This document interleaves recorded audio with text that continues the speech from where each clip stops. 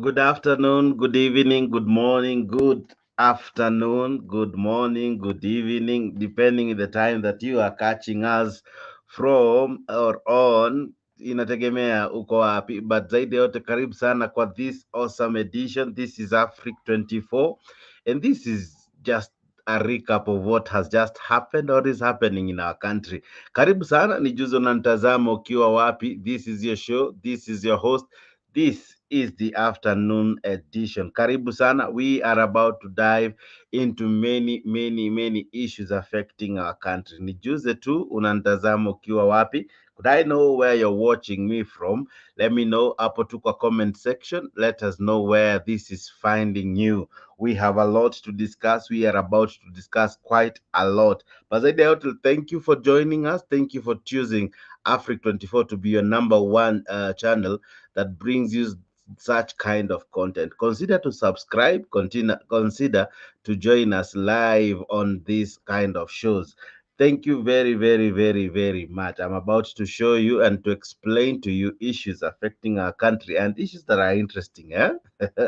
Issues interesting, and we are about to explain to you the probably kukona mahali tunachezwa. Kuna mahali tunachezwa. You remember, at one time, this issue of blackout was not as serious, but now it seems it's serious, and money now is about to be spent.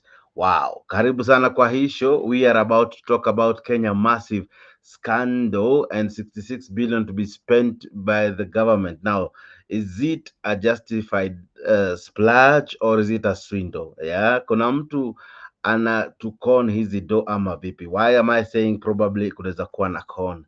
In that this thing hasn't happened once, right? This power blackout hasn't happened once. It's not the first time a country has gone into such issues, but now it has happened in the last 3 months. It has happened thrice. In the last 4 months, it has happened thrice. So we are asking ourselves: could this have been man-made, human generated, so as to explain some spending, some billions of shilling worth of spending?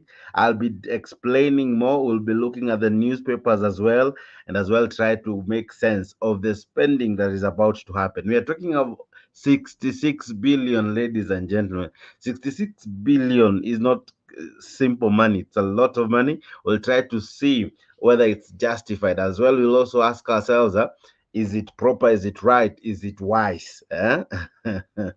Could it have been generated so as to partition some money for it, to explain some money for it? I don't know. Let's have a conversation. Let's have a conversation just now. I will be taking you through the papers as well. Sorry, this ought to have happened earlier, but we are doing it now simply because we care that you watch our program. So we have to do it now. Sorry for the long delay and the long wait, but thank you very much for being part of this awesome conversation we are about to have. Karibu sana, nijuze unantazama ukiwa wapi. This is Afric 24. I'm your host Jakes, the moderator, and karibu sana. Ndipo tu tunaanza anza, lakini zaidi ya yote nijuze unantazama ukiwa wapi. Let me know where you're watching this from. This is your show. This is a show you have come to really love. Above all, this is a channel you have really come to really enjoy. Karibu sana wadau, karibu tu sana. I see many tuning in, many watching in live. Thank you very much. I'm grateful for you guys for being part of this great show. All right, so tuanze hii show, right? Now, I want to begin with the newspaper today. I want to begin from there. Maybe I'll display it kidogo, but we'll come to it later on in this program, even as we discuss it. But it informs the kind of debate we are about to have just now. It informs why the government now chose to spend 66 billion worth of money, or Kenya shillings. 66 billion, eh? Yes, you had me right. 66 billion kwa sababu you know what? We have been experiencing power outage. Now, this power outage made the president to step in to crack the whip, according to the Standard. Sorry, now the Standard explained that. The president had to crack whip. The president had to come out and crack whip, of course, over the failure, or rather over the power outage that has been happening across the country. Now, Sunday, for several hours, the country was plunged into darkness, and for quite a long time, Kenyans suffered the wrath of not having power. It was interesting to see that this was not just in selected parts, but almost across the country. For if you recall, this is not the first time this has happened, and I'm sure you're asking yourself what could be happening. Could there be a human element, or are the blackouts justified? Now, according to the Standard, they're talking about blackouts, and Ruto cracks the whip. I'll be explaining to you how he cracked the whip and what that means to you as a taxpayer. Now, some of these things are not really known to us why they happen, but the CS has over the days tried to come out and explain what causes these power outages. One time he told us that the reason as to why we have such is because of an overflow, or did he call it overflow? I think kitu kama hiyo, in the power supply, and then because of an overload, actually, it causes sudden overload. It causes the power to go out or to shut down or to have blackouts. And now, because of that, one time the reason was because of Trukana line, or supply or source.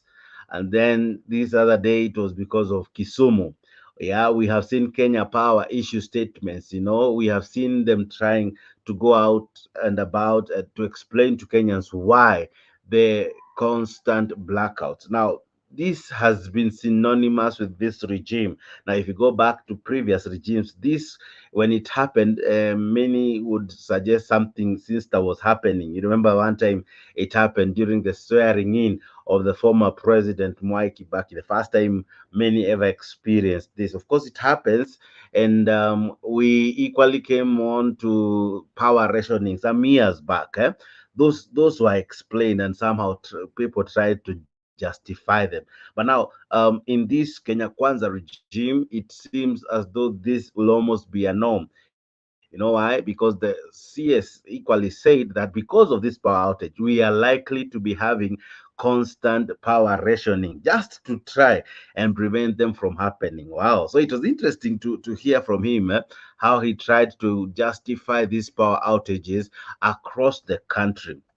And Ruto, the president, had to step in. He had to crack the whip. Now, cracking the whip meant maybe probably because there was an urgent cabinet meeting, because according to the president, this was bringing an embarrassment to the country. Why is it an embarrassment? You can imagine that every time we had power outages, our airport, especially JKIA, was seriously affected.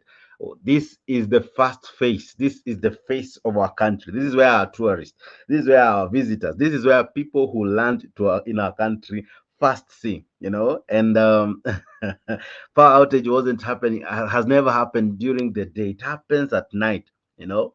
It happens at night so as to plunge the entire country into darkness. And because of that, the president felt as though this thing is causing a serious embarrassment to our country. Now, some of the measures that were called out in the urgent cabinet meeting that was, I think, was held yesterday, and some of the measures that were taken is that they chose to split transmission line system so that power failure in one part does not affect the entire country, right? Because you can imagine, if what Churchill said to be true, Waziri said that if Turkana is affected, the entire country inakuwa na issue. If Kisumu the other day ndio ilikuwa affected, the entire country ilikuwa na issue. So one of the things they decided to think about was to split transmission line system so that power failure in one part does not affect the entire country. Okay, interesting. Eh? The other thing that they equally came out with was that 8.5 billion to complete the Kenyan solar power project at Seven Fork Dam to provide a safeguard against failure. Yeah, so they proposed that Kenyan has a plant at the Seven Fork Dam, the solar power project. It needs to be completed. I think it hasn't been completed for some time. Reasons it's well known to them, but for now they think now as a matter of urgency that needs to be completed. The next thing that they equally came up with was to deal with the overloading, building Kenya shillings 37.5 billion Bomet Narok line with African Development Bank funding. Eh? Of course, this is funding from African Development Bank that will cost around 37.5 billion. So it is it's a spending that will come from the Africa Development Bank, but eventually you as the taxpayers you will foot these bills, because I'm come in form of loans. Of course, the president during a cabinet meeting termed the frequent nationwide electricity outage as an embarrassment and unacceptable, and of course direct the power bosses to comprehensively deal with the failure that are hurting Kenyans and the country investment profile. Of course, investors will shy away from a country where power blackout is almost a norm, right? So it's interesting that this Sunday's event caused the president to call an urgent meeting. Of course, from the photos there, you are able to see the president and Bwana Chilchil. Okay, that story is on page 4. We'll be dwelling or diving deeper into that, but allow me to play you this clip explaining more on what I have just told you. All right.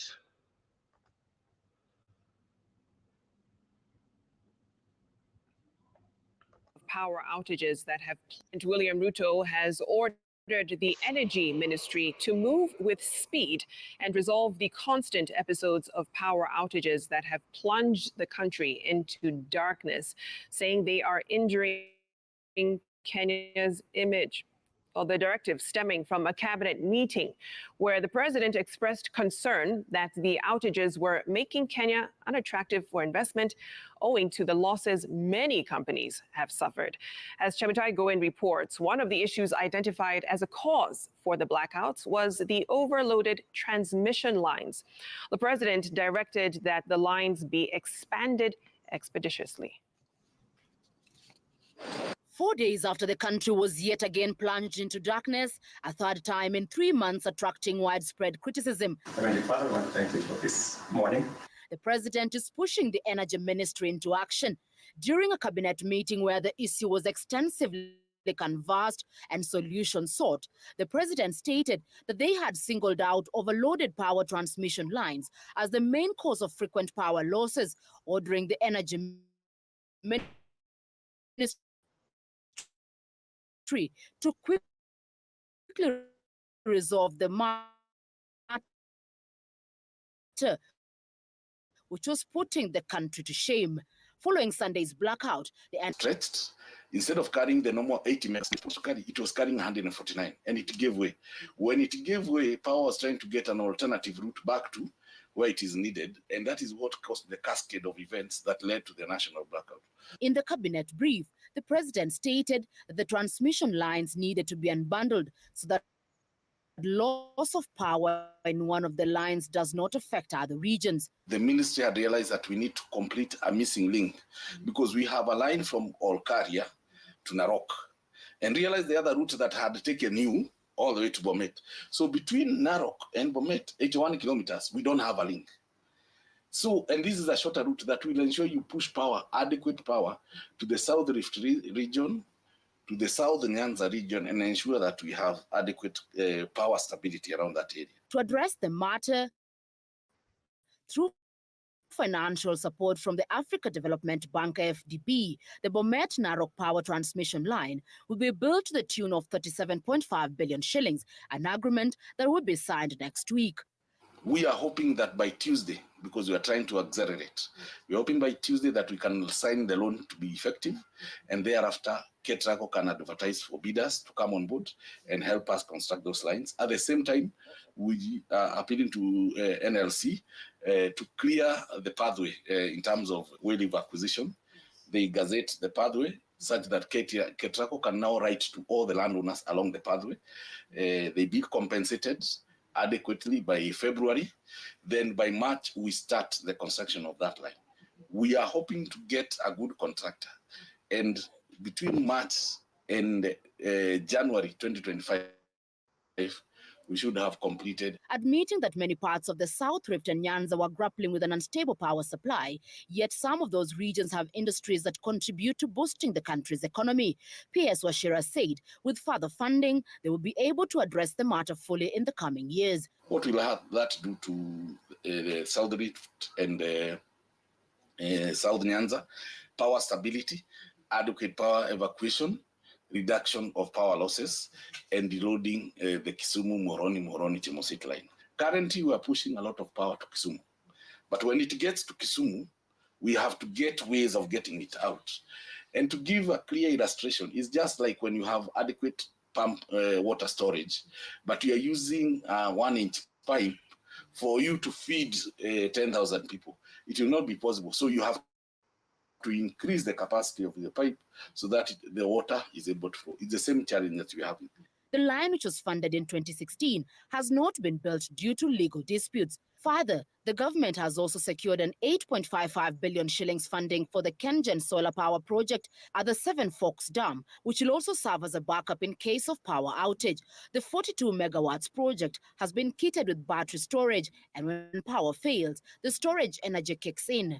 The project will also help to save hydropower at the 5 dams that make up the Seven Forks.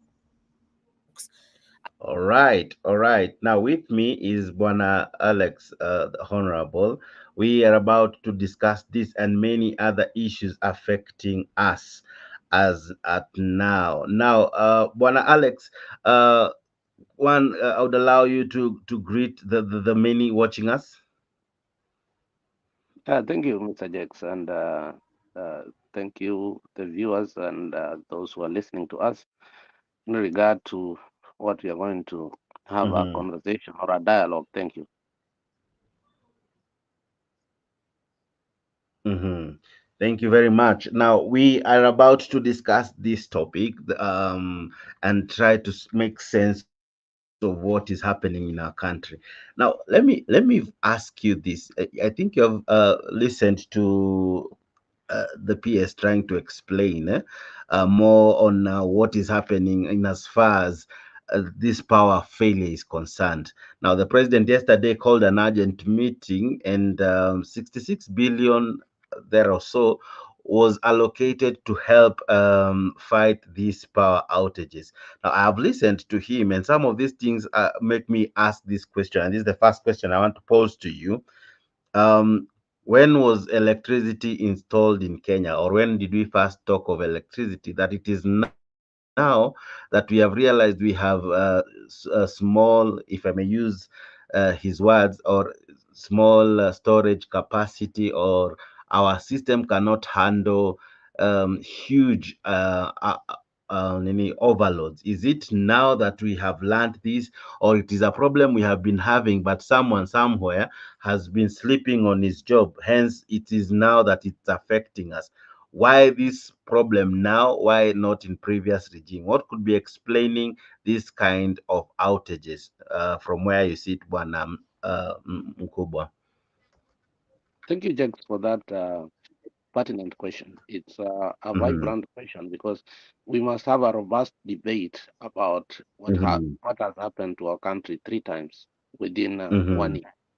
And the reason we mhm, are doing that is these power outages seems to be intentional from where I mhm, see, because mhm, power and energy, mhm, electricity energy in itself Mm-hmm. is vital Mm-hmm.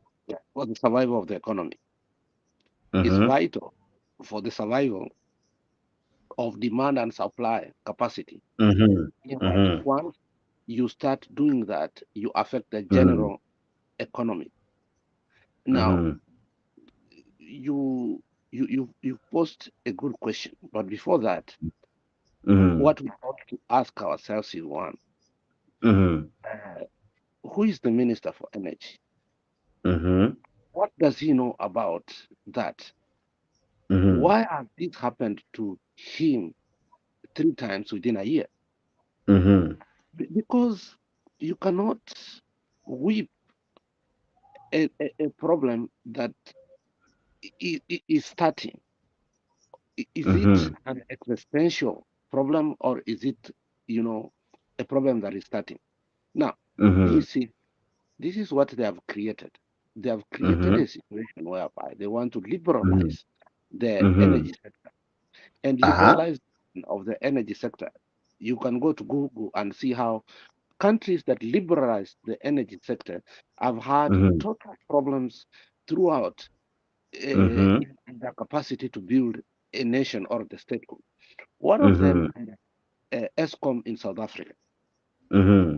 The other one is Nigeria, which produces one of the most refined oil in the world. You know, Okay. the Nigeria oil is one of the most refined. It doesn't need to go through fracking or all this nonsense that others like US will go through in order to produce it. It is so refined that in the Delta, Mm-hmm. unaitoa tu na unaweza weka tu kwa nini? Kwa gari. Now, but there are constant energy problems. So now the question is, Mm-hmm. why? Why were those countries or Okay. are these countries experiencing this? It's because the colonial powers realized the potentiality of these countries, and therefore they start doing what? Sabotaging them. So the question is, who is Mm-hmm. sabotaging Kenya in terms of Mm-hmm. electricity? And it comes hand in hand when Mm-hmm. Mr. Jakes, when we are talking about Mm-hmm. parastatals, the state parastatals being given to the foreigners, they say Mm-hmm. they are selling them, but it's not Mm-hmm. Kenyans who are buying them. It's the foreigners who are going to buy them. Mm-hmm. Okay, and therefore they become multinationals. Now, Mm-hmm. for Okay. me, is it a Mm-hmm. conduit? Is it a face to tell us that Kenya Kenya power is unable to govern itself, and therefore we must give it to somebody else? I think that is a script that is being run, Mm-hmm. right? Because and you see, Mm-hmm. Caleb Hamisi, who is an MP, wrote something that was Mm-hmm. quite interesting. He said, uh, these electric power outages, all of them have happened Mm-hmm. Saturday and Sunday. Why not Monday? Mm-hmm. Mm-hmm. So my take is this: we, we are sabotaging ourselves in order to maximize our ability to Mm-hmm. say that we are not able to handle our parastatal and hand them over to the foreigner. Thank you, Mm-hmm. Jeff. Mm-hmm. Mm-hmm. Now, it's interesting that Churchill came out during his vetting. He came out to sound knowledgeable, to really know what the kind of job he's doing. Some of these things coming out now were never mentioned then. Some of this coming out, some of these issues coming out, we have had other previous CSs. They didn't mention it, but now it has been mentioned, and it has happened in this just 1 year. It has happened 3 times in a span of 4 months. Um, from where you sit, could it be generated from a source so as to justify some spending, because 66 billion will be used to rectify that mess? Could it be human sabotage so as to explain the 66 billion? You see, uh, Jex, first and foremost, you need to understand how money should be Mm-hmm. allocated. Emergency money should be allocated. Mm-hmm. It needs to Okay. go through vetting in parliament, and an urgent committee needs to be formed, Mm-hmm. and there is a process that goes Mm-hmm. for funding to happen like that. It's like it's it's Mm-hmm. recurrent expenditure. Okay. But what Ruto Yeah, yeah. administration is doing is against the constitution. And I wish Mm-hmm. uh, Mm-hmm. Rebel was here so that we can re-educate him on that constitution again. Because what is happening, you don't just allocate Mm-hmm. money of that grave might. You Mm-hmm. see, now we have gotten Mm-hmm. to a point whereby, Jakes, billions are useless Mm-hmm. because you hear every time billion, billion. Mm-hmm. It used to be when you are a billionaire, you are a Mm-hmm. respected person. But you hear Murkomen Mm-hmm. taking a what? A bribe of 100 million US dollars. So when you convert that Mm-hmm. to Kenya shilling, that's just one bribe. We don't know how much it took. So this 66 Mm-hmm. billion that we are being told might be part Mm-hmm. of that money of Ghana. I'm connecting the dots to form the line, the straight line. It Yeah, looks yeah. like it's not even it's not corruption anymore. It's looting Mm-hmm. en masse Mm-hmm. looting of the economy. How Mm-hmm. do you explain Mm-hmm. 66 billion? 66 billion can pay. You know Mm-hmm. what can 66 billion do? It can pay for all hospitals in Kenya. Nobody is Mm-hmm. supposed to pay what Mm-hmm. the bills. It can pay all school fees for all students in Mm-hmm. all universities, primary schools, Mm-hmm. secondary schools, and university, and still remain for us to use them. So 66 billion is not a walk in the park. Mm-hmm. So when somebody just decides that they are going to give 66 billion, we ought to Mm-hmm. question that. But we can't question because Mm-hmm. lately billions have become useless. People are stealing to the to the core of 500 billion or half a trillion, Mr. Jack. Can Mm-hmm. you understand that? Mm-hmm. Yeah. Yeah, yeah. Now, I see it as a trend. Let's go back kidogo before we come back to these stories of the power blackout. Um, it happened that KCP results were released, and then after they were released, they equally said that no, it was mad with issues. It was mad with issues, and somehow they came out and said, now we think we are going to channel one way of sending these results. Could it be a script? We are now we should now by now learn that they create a non-existing problem. Like they were at rush to release the KCPE results, only for it to be a national disaster in terms of kids from school received results that were not theirs, results that were not good, and somehow the ministry was mad with a lot of that in as far as why rush only to give something that was not genuine. And then later on they were told to explain themselves. They said now we are going to change that, we are going to bring another system, and maybe even that system will cost more billions, right? Here comes another situation where power or stima inapotea too frequently. Could it also be another script? Because it's interesting that whenever this happens, billions will be mentioned. Maybe you're asking, and I agree with you. Maybe the word billion is the new talk in town. We were used to millionaires. Now we should be used to, as Kenyans, to billionaires, because you remember even COVID, the amount that was looted was not millions, it was billions. We ended up having COVID billionaires through these power outages. Probably could we be headed to having steamer billionaires? Not could we be ended?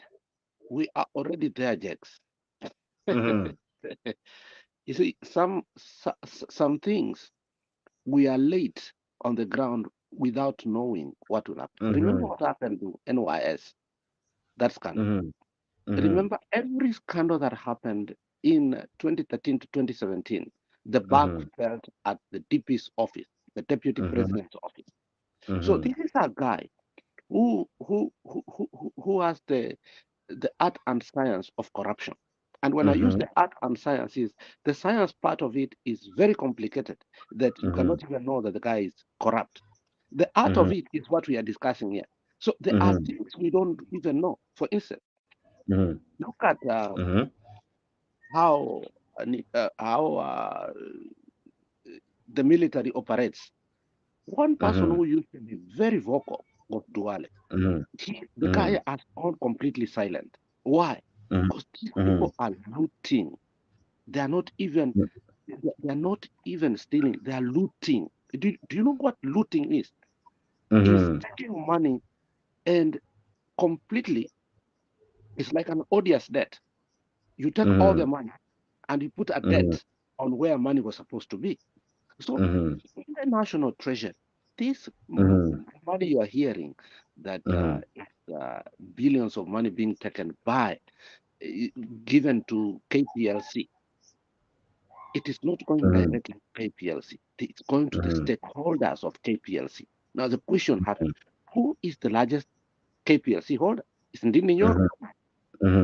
But does really Ndindi Nyoro owns those stocks, or he is holding it in proxy for somebody? He's holding it from proxy for somebody. And who is that? William Samoe Ruto. So Ruto is awarding himself money in a proxy way.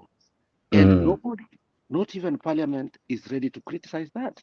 And it's telling that our parliament, our judiciary, our courts, even our former people's court, which was like, let's say, me and you talking about issues and making sure that reprimandation is given. We have all gone silent because we have given up. Yes. Yes. Now, let me ask you this question, and I chose to ask you because it is causing some heads to roll. When the former president was in office, the prices of electricity were slightly bearable. Now, after this regime came into power, now 1 unit of of electricity, if you are using token, before it was around, if you send 100 shillings, you are given 22 units. Yeah, for 100 shillings you'd get around 22, 23, at times even 24 units. Now when Ruto came to power, the units change from 22 point something to 3.5, 3.6 per 100 shillings. Even before I go to the details, Apochini, what explains this drastic reduction? And still, Kenya Power will complain of losses, and such outages will cost us billions of shillings. No, Jakes, you've made a very good comment there. In a chronological way, you've explained how the previous regime, in comparison to the present regime, ended up increasing electricity in a way that has never been increased anywhere in the world. Let me give you some few statistics. In running of a company, the maximum amount of electric bills that a company should run is 35%, and that is too high. Kenya, we are running at 40%, which means we are investors unfriendly. Now, then you ask yourself, how did we get here from a regime change? It is incompetency of William Samoe Ruto, whereby he awarded cronies seats, and these are people who are looters, and they have been known to be looters before. I didn't think that somebody like Murkomen could get where he has gotten today, whereby he puts on a T-shirt of 75,000 Kenya shillings. I never knew, because he looked like a person who came from a humble background. But look, Mr. Jakes, we have a situation in the country where these people have refused to serve the people of the Republic of Kenya. They are serving their wives, their children, and to a point whereby we are finding ourselves with bills that you cannot even surmount in addition, or you cannot even calculate. Now, 66 billion, when you take 66 billion and you put them on the road, that's from Kiti until Nairobi, na bado zibaki ziende mpaka Machakos. Unaelewa? Hiyo sio pesa kidogo. Mhm. So our Ukizipanga campaign, chini noti moja moja. yeah. So Mhm. these people, it Mhm. looks like when they were campaigning, they must have Mhm. stolen or they must have asked debts that were so much that they are still trying to pay back their Mhm. people who made them come to power. Mhm. That is the only way you can explain it. Mhm. Because you ask yourself, where Mhm. are they taking all this money? Even if you are greedy jacks. Eh? Unajua kuna tamaa Mhm. ingine you cannot explain. Hii Yeah, tamaa yeah. ya kwanza imeenda juu sana. If you look at Mhm. 1 year, Ruto has Mhm. traveled 46 times. Mhm. More than Uhuru traveled, Kibaki traveled, Magufuli traveled, and Museveni traveled. More than. Mhm. So Mhm. you ask yourself, what is wrong with this government? I think Mhm. the people who put them in power must have used a Mhm. lot of money in making sure that these people got Mhm. into power. And these people are trying to pay Mhm. back their money. That is the only explanation I can. Mhm. Because you ask yourself, where is the money going to? Hata kama uko na tamaa bwana. Yeah, yeah. Nini barabara Mhm. imefanya nini? Imeharibika wakati wa maandamano. Poop, billions. Kitu fulani. Poop, billions. Okay? Mhm. Poop, billions. Where is the money going to? Mhm. It's unexplainable. Yes. Mhm.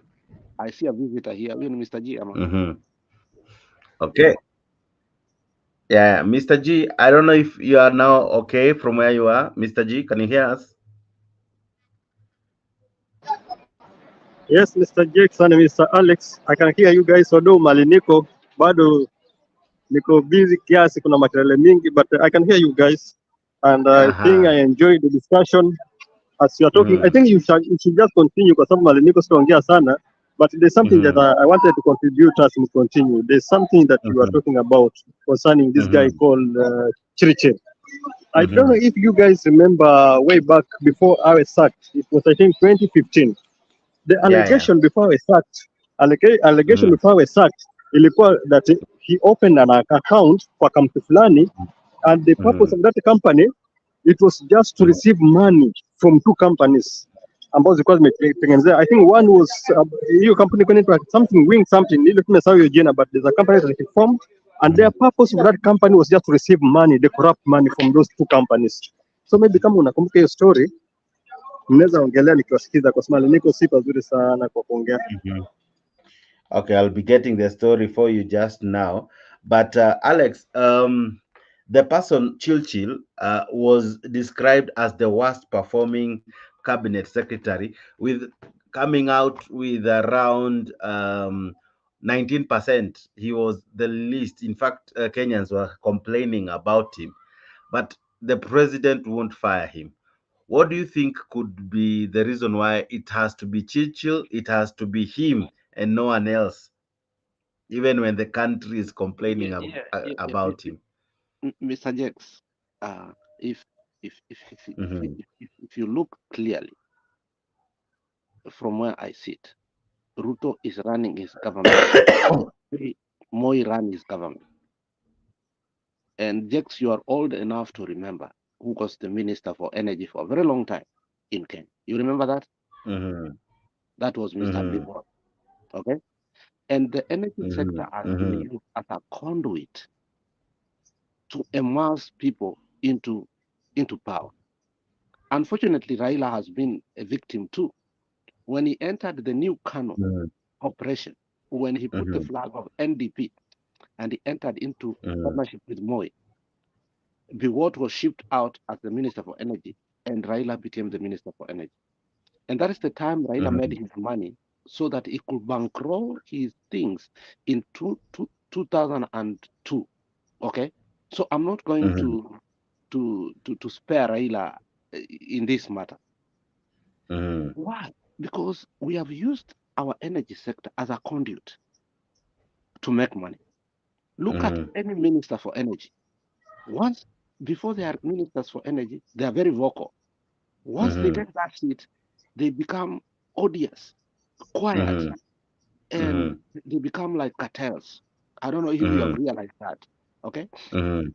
Mhm. Because the amount of money that the Ministry of Energy has, Look at the parastatals that the Ministry of Energy has. We're talking about KPLC. We are talking about Kenya Pipeline. We are talking about KenGen. We are talking about geothermal. We are talking about windmill. These are filthy rich parastatals. That so the question you asked is, what happens to our people, Chirichiri, when he became the minister for energy? He became of a different tribe, a different culture, that he doesn't view himself as a Kenyan anymore. Why? Okay. The money that passes through him in a day can destroy you to a point that you don't think about Kenyans as Kenyans anymore. Thank you. Okay. Now, Bon Alex, you remember in the last election, because now let's discuss Churchill as the person. And even now, before I discuss him, let's listen into Mbadi. How he described this man Churchill during vetting. We are approving a cabinet that is not so competent. We are approving a cabinet that I think the mindset of the appointing authority was not on service delivery. This is not a cabinet that is going to bring economic revolution in this country. This is not a cabinet that is going to have Kenya take off from a middle-income economy. This is a cabinet that lacks competence, integrity in many aspects. So what was informing the appointment of these members to the cabinet? If you can have Aisha Juma tasked with the responsibility of reforming our civil service, which has challenges. This is a cabinet that was expediently. The president has actually appointed 2027 campaign managers, regional campaign managers. The president is simply telling us that we give him a cabinet that is not going to function because he's ready to run the entire government system, machinery, and structure from State House using advisors. Otherwise, we would not have a cabinet that we have today. The cabinet is deficient in terms of academic, in terms of professional competence, in terms of experience, in terms of integrity. Many people with cases. Look at the case of Davis Churchill, Mr. Speaker. This is the same gentleman who was removed from office in 2015. Removed from office on matters of corruption. This gentleman, how many Kenyans, if you ask them today, would remember that he was holding the docket of energy? Very few, meaning he left no impact in that ministry. And then you are leaving a lady you have already appointed to the cabinet called Rebecca Miano, who has enough experience, expertise, knowledge, capacity to run the Ministry of Energy, Mr. Speaker. Point of order from Chief Congo. What is the point of order? It's just argument. Point of argument, wasting my time. Mr. Speaker. Now, sorry, that is Churchill for you, and they knew the kind of person he was. Sorry, Alex seems to have fallen out. But Mr. G, you had posed that question that he was fired in 2015. Now, in 2015, he was sacked because of corruption-related issues. I think the Chicken Gate and all. And now he is back, and the president seems not willing to change his cabinet. Kama uko na shida sawa, kama hauna shida sawa, lakini by the end of the day tunasonga hivi. So Alex, what do you think? This man, why is he almost impossible to replace? Is he the best we have to be the energy minister? Is he the best? So, James, let me tell you something that many Kenyans need to understand. And I hope you also learn from this. When you decide to run for an office, you should have two kinds of people. The devils and the angels. And the devils are the one who run the government. if you look at the first term of Uhuru Muigai Kenyatta, he had some Mhm. people like Kiunjuri in the Ministry of what? Mhm. Agriculture for a very long time, when we had scandals after scandals after scandals of what? Mercury, sugar, ABCD, ABCD. Was the Kiunjuri the man who was doing all this? No. Mhm. Then he had people who were angels like Matiani, who cracked the whip to make the country move forward in a better way. Mhm. We have a situation that is impossible in Kenya, whereby Mhm. William Samuel Ruto, who is the author and the chief priest of corruption, Mhm. okay, Mhm. cannot keep out people like Chiriche. Mhm. Whatever happened in Bomas and how all Mhm. the results were transmitted and how Ruto was able to be Mhm. declared was Mhm. in courtesy of two people, Mhm. Chirchir and Mhm. Sholei. You need to know that. Mhm. Those are the Yeah. people who put Ruto in presidency. The Mhm. gadgets that Sholei was trying to get into where? Remember, these people before, they were not even in IBC. They were in Kenya Electoral Commission before. Mhm. So Mhm. when it was transformed, they were part and parcel of the people who did what? Who were in the commission of doing what? Uh, Doing some changes in it. So Mhm. Churchill is a courtesy of a person who has put Ruto in presidency. So now, this is my point. Churchill is actually the president of Kenya. He controls Mhm. Ruto in all ways. Mhm. Not even Murkomen.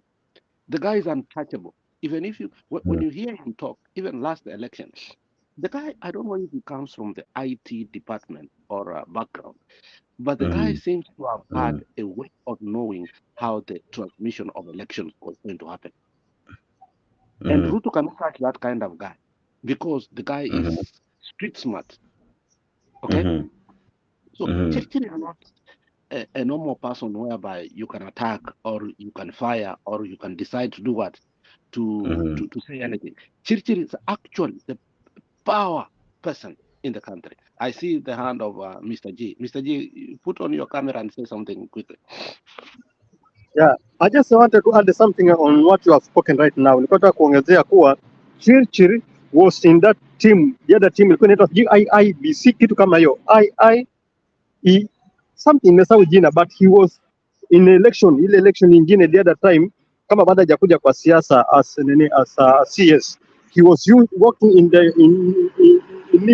department ya election na he knows how election are being transmitted. So Ruto kwenda kumchukua, alimchukua for one purpose, kwa kuwasaidia kwenda kwa kupata kiti, and that's why he was the person ambaye aliweka kwa kiti wakati aliingia 2013, the same Churchill that Okay. aliwaingiza kwa kiti, na Mhm. is the same person ambaye tena pia on 2017 pia aliwaingiza, because he worked in that department of IBC, lakini si IBC, kuna jina iko inatumika. IBC ilibadilishwa baadaye. It was Okay. called And I Electoral remember, Commission of Kenya. yeah, and I remember during those days, if you remember correctly, Raila Odinga had a problem with him even before the 2022 elections. Now, this is when it was NASA, and I want to play that clip for you where they seriously complained about him. Him just once. Now, this was in 2017, I think, thereabout. And one Raila Odinga was complaining about him even before. And you remember, even 2022, he was still a complaint issue.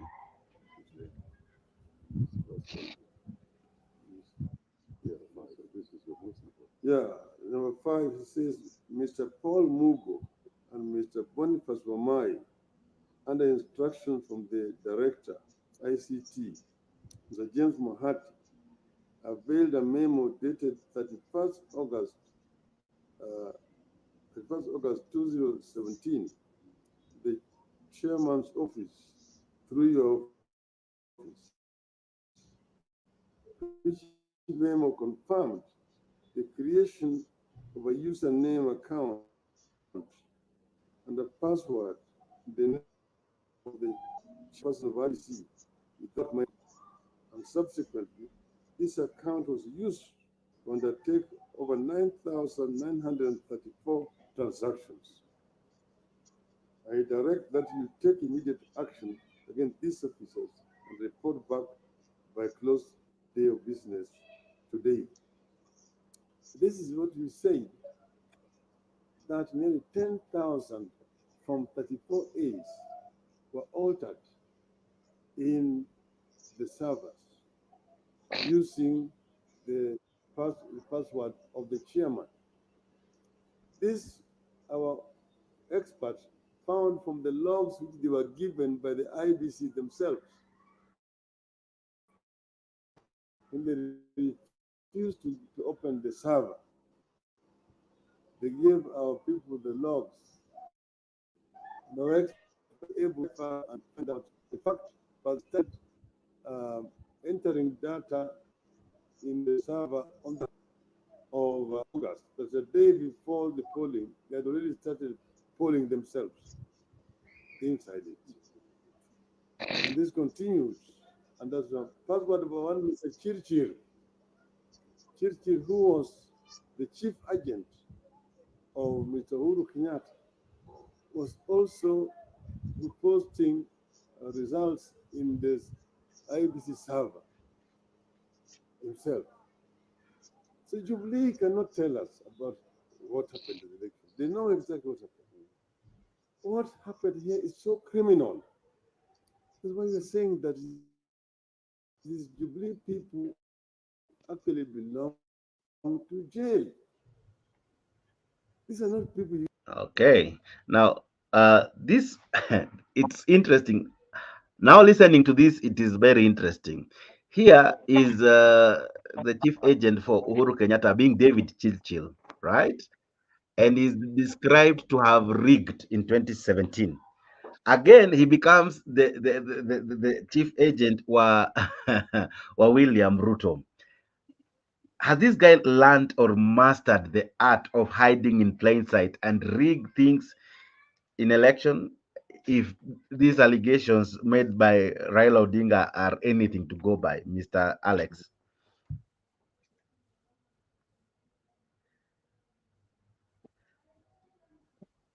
Alex, can you hear me? Yeah, Jax, let me tell you something here. Uh-huh. Um,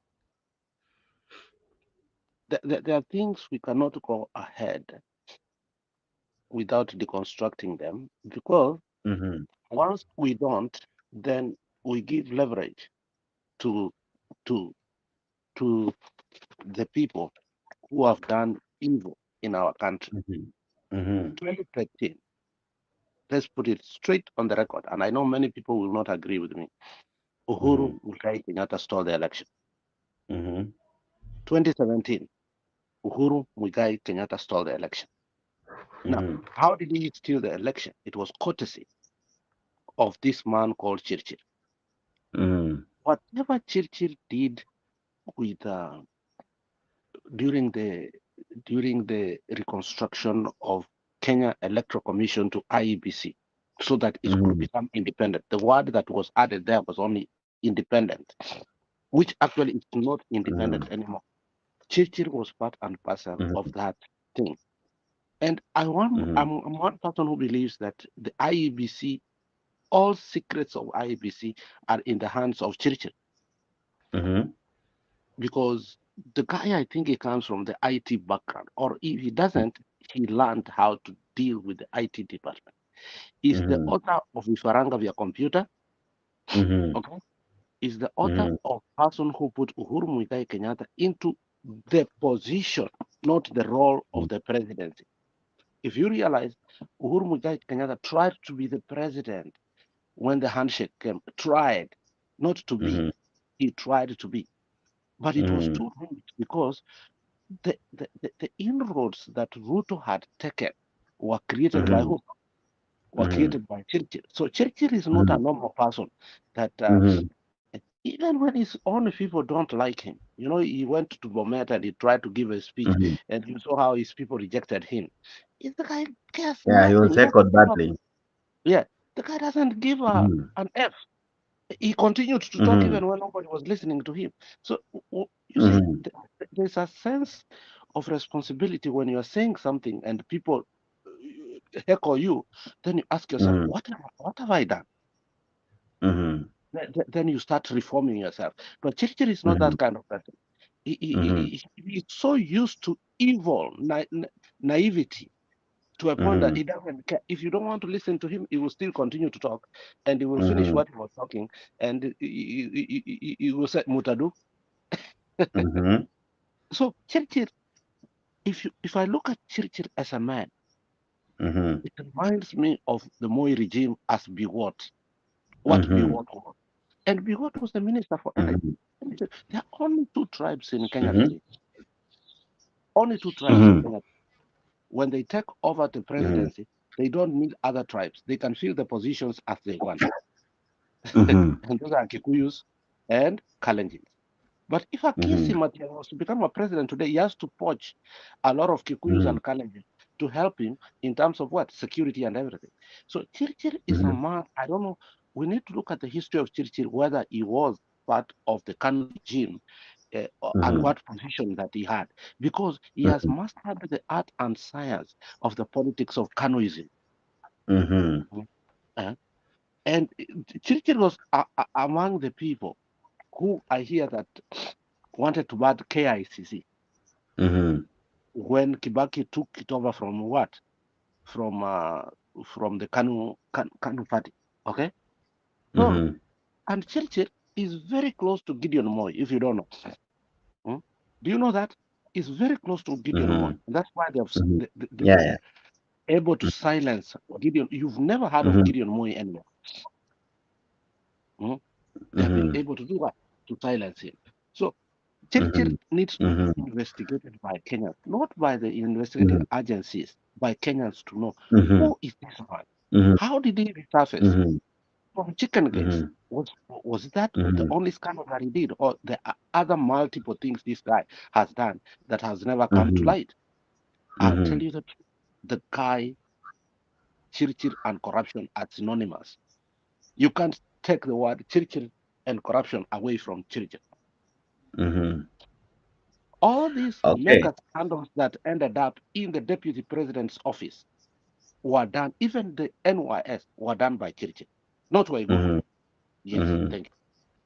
Now, for the sake of our viewers, allow me to play the issue of the chicken gate. Of course, the ESCC tried to clear his name, and but the damages were already made. And this is a person who has been in the news not once but severally, and some of the reasons he has been in the news are not good. Listen to this one, ladies and gentlemen. Former Kenya National Examination Council Chief Executive Officer Paul Wasanga pleaded their innocence over the Chicken Gate scandal. The two, who were summoned at the Ethics and Anti-Corruption Commission, have called for a speedy and thorough probe into the scam to bring it to a reasonable conclusion. It was the turn of the former Kenya National Examination Council CEO Paul Wasanga and Energy Cabinet Secretary Davis Chirchir to answer to allegations of fraud and corruption in the Chicken Gate scandal. First up at the EACC was Wasanga, who was grilled for hours before letting in the former IEEC officer. The two maintained their innocence over the chicken. Since NEC started in 80, they have been part with other institutions. They have also printed examinations. And when I took over as the CEO of 2005, I found they were printing examinations for us. Because my name could have been mentioned in name dropping, but if you have evidence to really prove, because you do know the law, if there's evidence from anywhere that can pin down whoever needs to be pinned down so that this country can move forward, that's what I'm encouraging. We cannot say because your brother was jailed and you live in the same house and you blah, blah, blah, blah, you are also guilty. The Energy Cabinet Secretary, in fact, went ahead to dare anyone with evidence on the Chicken Gate scandal to present it to the Anti-Corruption Agency. Chirchir claims he has never been in contact with the directors of Smith and Usman, jailed recently in London over the scam. Agent of access me, that is evidence to Sabiane Chamoto, so that we can move forward and stop occupying your headlines with things which are not in this country. Taking cognizance of the buzz created by Can Get Football United Kingdom, the former CEO denied demanding for kickbacks to award the United Kingdom-based printing firm tenders. Well, all other printers were pre-qualified. We have 9 other printers which were pre-qualified, but the awarding of the tenders for Smith has been above board, where they have been. It's only that they, in the times when they are printed examinations, they have won the tender, and not that they were given free. They have won the tender. The anti-corruption agency is probing top former IEC and NEC officials over the Chicken Gate scandal, a multi-million scandal dogged with confluence, fraud, and bribery in our tenders.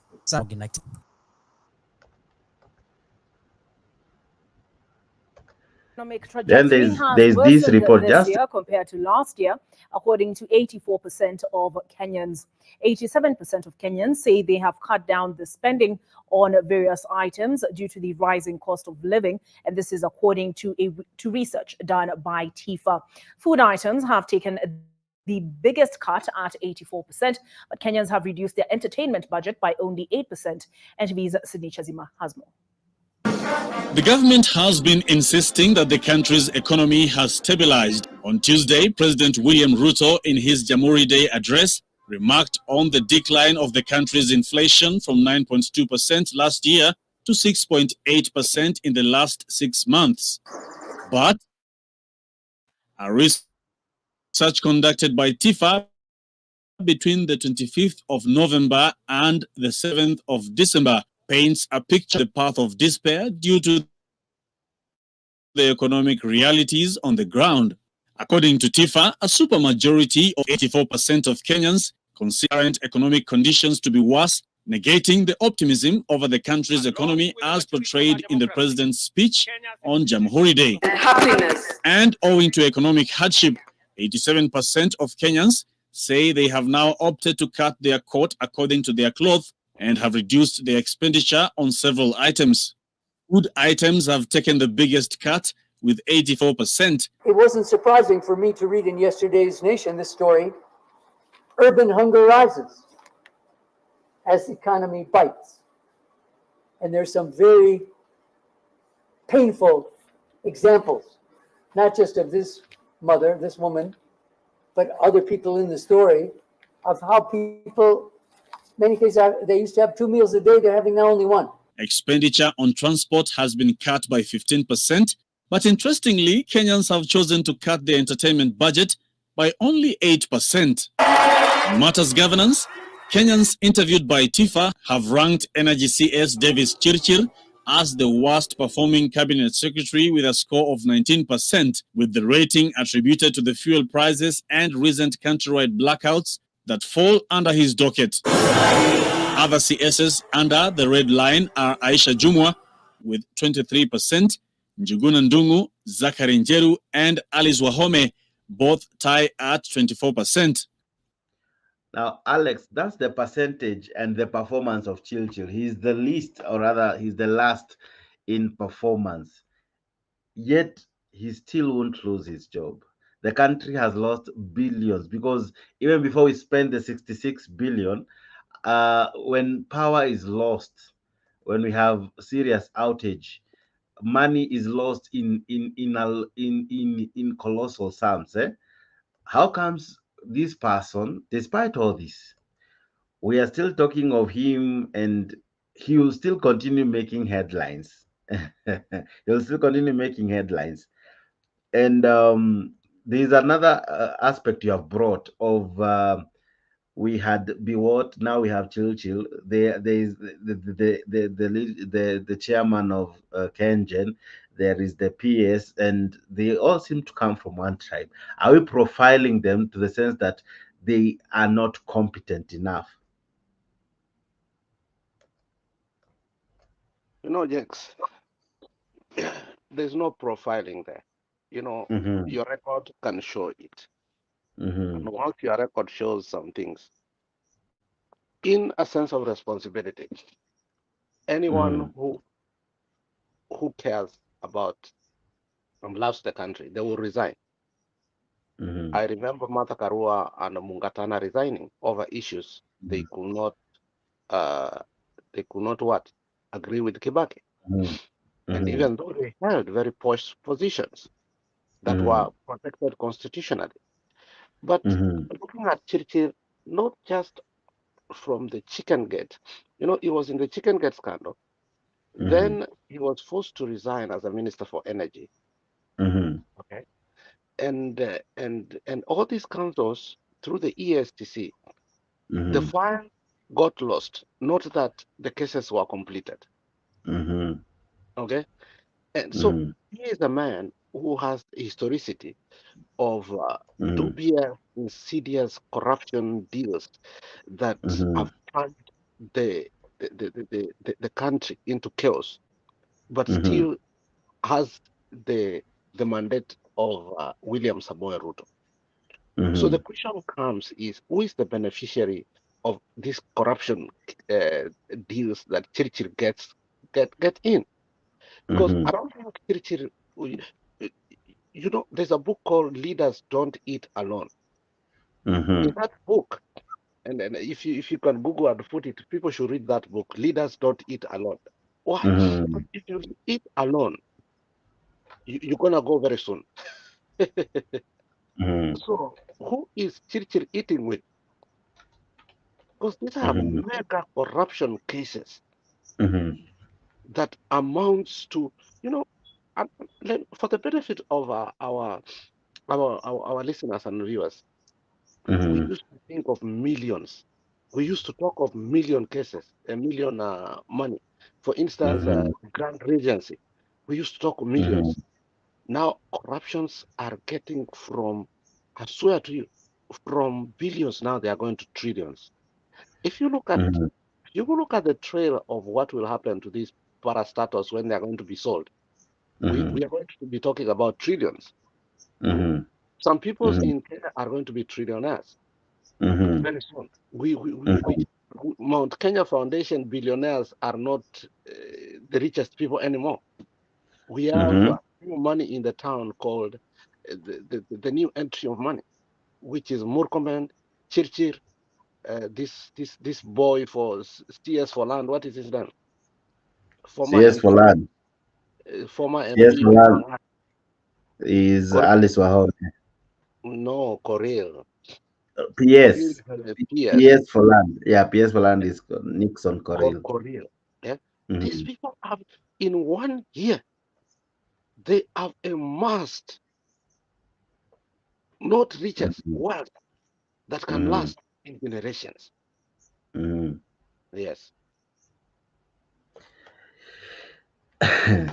And we we continue with the newspaper. The newspaper says that Ruto reads Lyot's act to the CS over embarrassing power outage.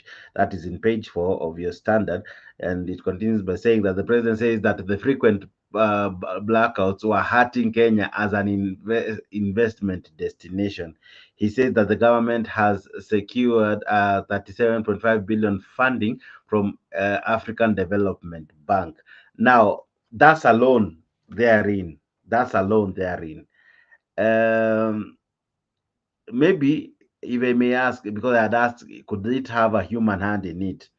When this money will be asked, it will be told, we will be told that it was used to stabilize our power issues. What would happen after this regime is out of power and this money we pay it, right? And we can't really trace how it was spent because probably they will do small maintenance and then they say the entire 37.8 billion has been consumed, right? um One, don't we first need to do a thorough audit, a thorough investigation, so that we don't just do a simple repair and then explain it with the 37.5 billion? Later on, this issue reoccur again and again and again, because now we want just to justify how we are going to spend this 37 billion without doing proper investigation, because this is something now they're saying that will be reoccurring.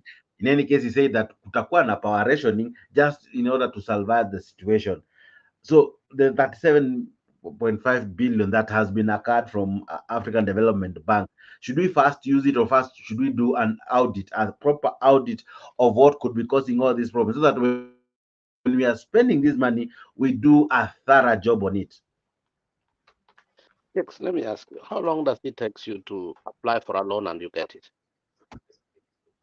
On a normal basis, let's ask ourselves. In Kenya, at times, depending with your credit score and all, it can take even a day or several days, or a week, a month at most.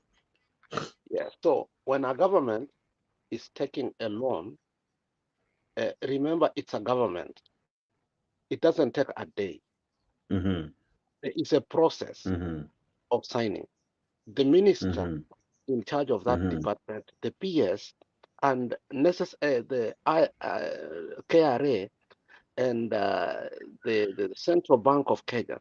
Yeah, there's a process of taking a loan. So what Mm-hmm. I'm questioning is, did this take a process, or again it's looting? Because what I'm seeing, it's looting, because African Development Bank is not where you just go and get a loan right away because you had power outages.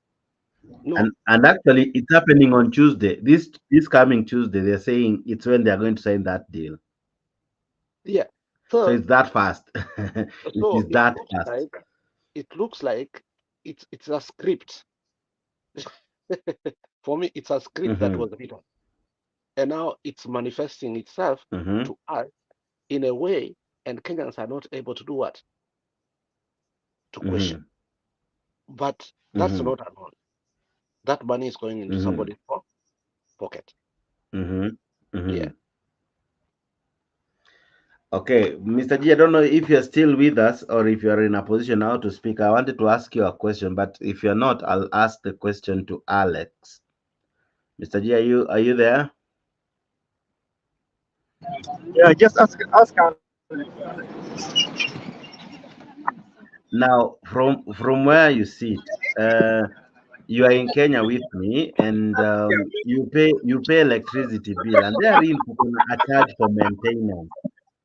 Where has that money been going? If you remember the explanation from Churchill, that some of the problems they're having is because of long standing of negligence or lack of maintenance therein. Where is the money for maintenance that it's paid every time you load your token, every time you pay your monthly bill or your weekly bill to Kenya Power? Where is that money going to? If right now we need 66 billion, yet every day, or if not every minute, a Kenyan somewhere is paying power bill.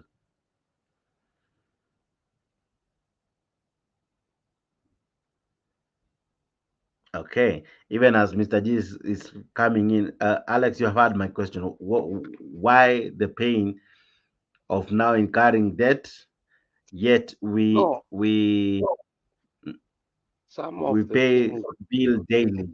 Mhm. A very good question, Mr. Jakes. When you Mhm. look at how corporations are run in Kenya, Mhm. and the big question should be, do these corporations have bank accounts? They should have. Mhm. And how many Mhm. bank accounts do they have? It should be one. Mhm. But you end up Mhm. having so many bank accounts, one Mhm. run by the MD, one run Mhm. by the CFO, Chief Financial Officer, Mhm. and Mhm. many other people in terms of merits and protocols. So that's how Mhm. money is lost. If you Mhm. look at why electricity is expensive in Kenya today in terms of tokens, it's because Mhm. corruption has deep-rooted itself within the system, Mhm. and Mhm. everybody must cut a cake of himself so that he Mhm. goes with that pork home. Mhm. So KPLC is unable to manage its corruption capability because the managing director, the chairman, the chief financial officer, all of them wants a cake of it. And nobody is able to save us from this scenario whereby we find ourselves in.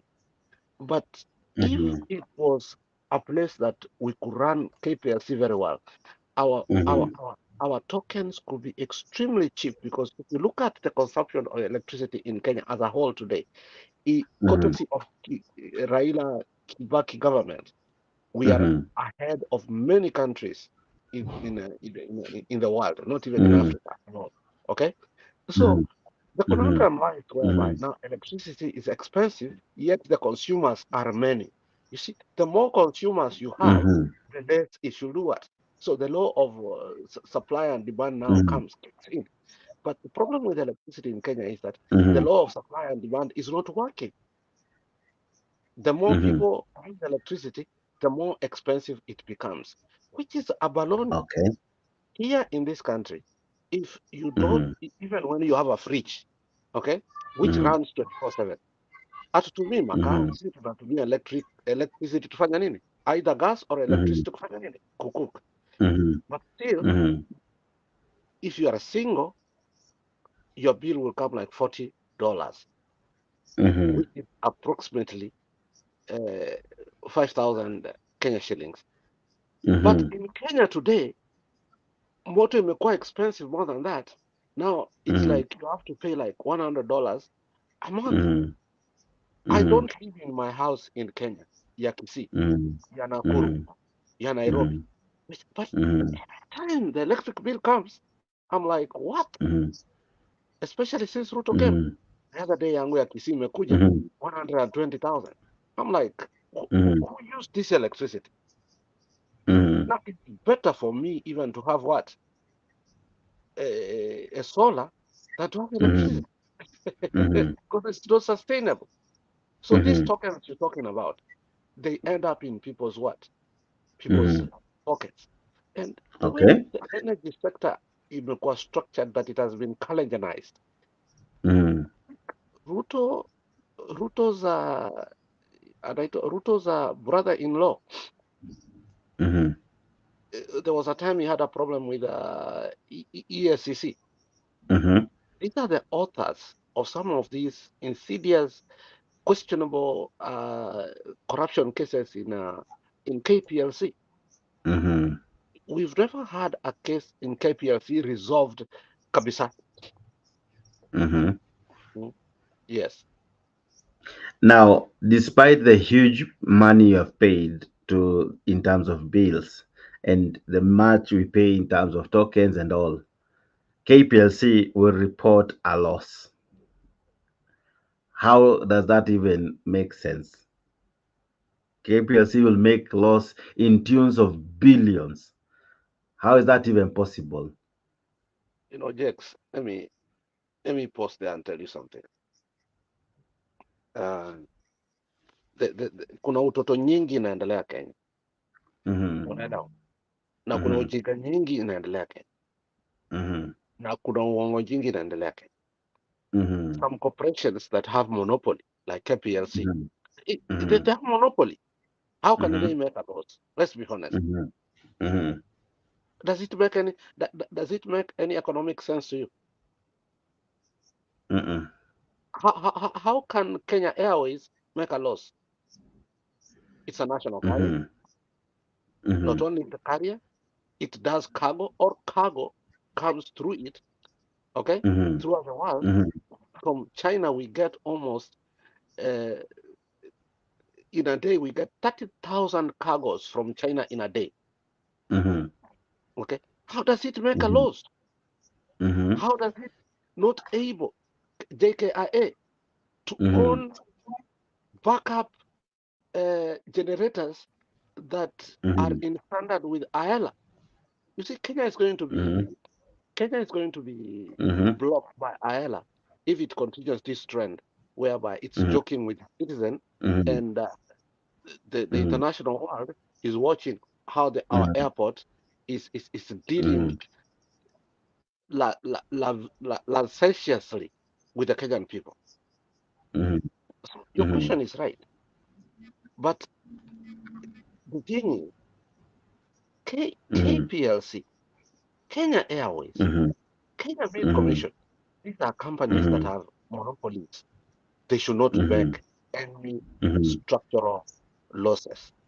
Okay, Mhm. they can make Mhm. unstructural losses in terms of maybe Mhm. they bought more planes. They did this and this and Mhm. this and this. But what you look Mhm. at is, for example, Kenya Airways. Kenya Airways Mhm. has some of the best planes in the world. Do you know that? Not even KLM Mhm. has planes Mhm. like that. So Mhm. KPLC is lying to us that it's making a loss. Mhm.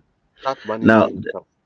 the question now begs is this: anything run by government has its leader or its chairperson of that parastatal appointed by the president. Then again, those parastatals are ranked to be loss-making institution, and that's why it is even explaining the reason why I want to sell some of these parastatals or institution or even buildings. Now, does it mean government employs incompetency, and then eventually the person who suffers is the taxpayer? Because in the long run, uh, state-owned corporations are sold, yet they were meant to benefit Monanchi to ease his life, and but the person one appointed by the government. The person who causes it to collapse is the appointee from the government. Is it that we don't appoint from a level of competence, or we just appoint just to suit a certain to pay a certain debt in terms of this person helped me campaign? He has zero experience in terms of being a chairperson of any parastatal, and then that parastatal collapse. We have had several parastatals collapse. Now we are even now talking of selling some of these parastatals.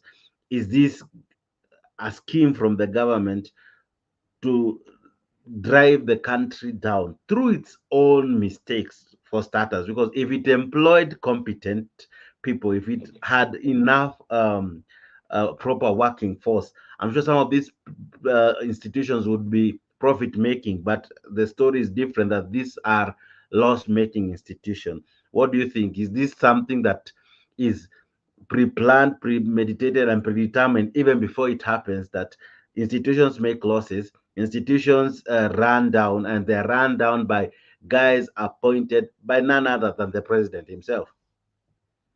Can you hear me, Jax? I can hear you loud and clear.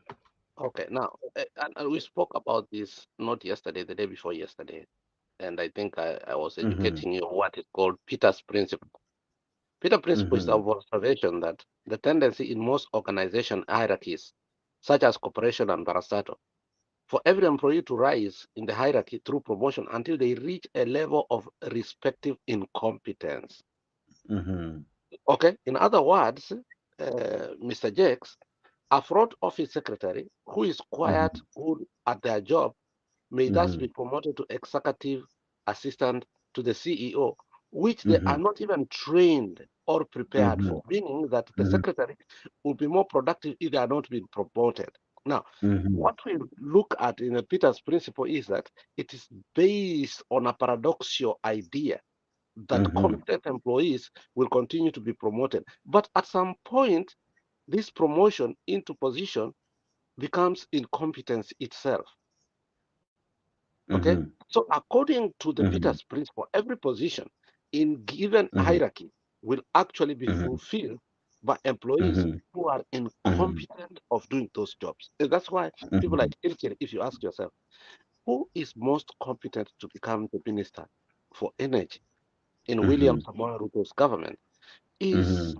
is somebody like Murkomen capable of becoming a CS, or he was promoted because of cronism? Okay, does it Mm-hmm. take a child to tell you that Moses Kuria does not qualify to become what? A CS? Mm-hmm. Does Mm-hmm. it take, there are people that we may hate, but at least when you look at them, you can say they Mm-hmm. can, somebody like Wahome, I think that Mm-hmm. the report just did not qualify her very well. But Mm-hmm. Wahome, when you look at her, take politics aside, she's more competent than the the former trade secretary, who is who, Korea. Okay. Mrs. Korea. Yeah. So what I'm saying is this: what Kenya has done is that the takeaway from is the Peter's principle observes employee rights through firm hierarchy, and this is irrespective of their incompetence. As a result, every position is given hierarchy will eventually be filled by employees who are incompetent to fulfill their duties of their jobs. A possible solution to the problem posed by Peter is that we should know two things: capital knowledge and skill sets. You understand? So if somebody has no capital knowledge, Mr. My friend, if you have no capital knowledge and skill sets, stay away from positions that affects the country. Yeah? But do Kenyans have that gusto to do that? They don't. Corporate greediness has creeped to us, whereby after today you come from the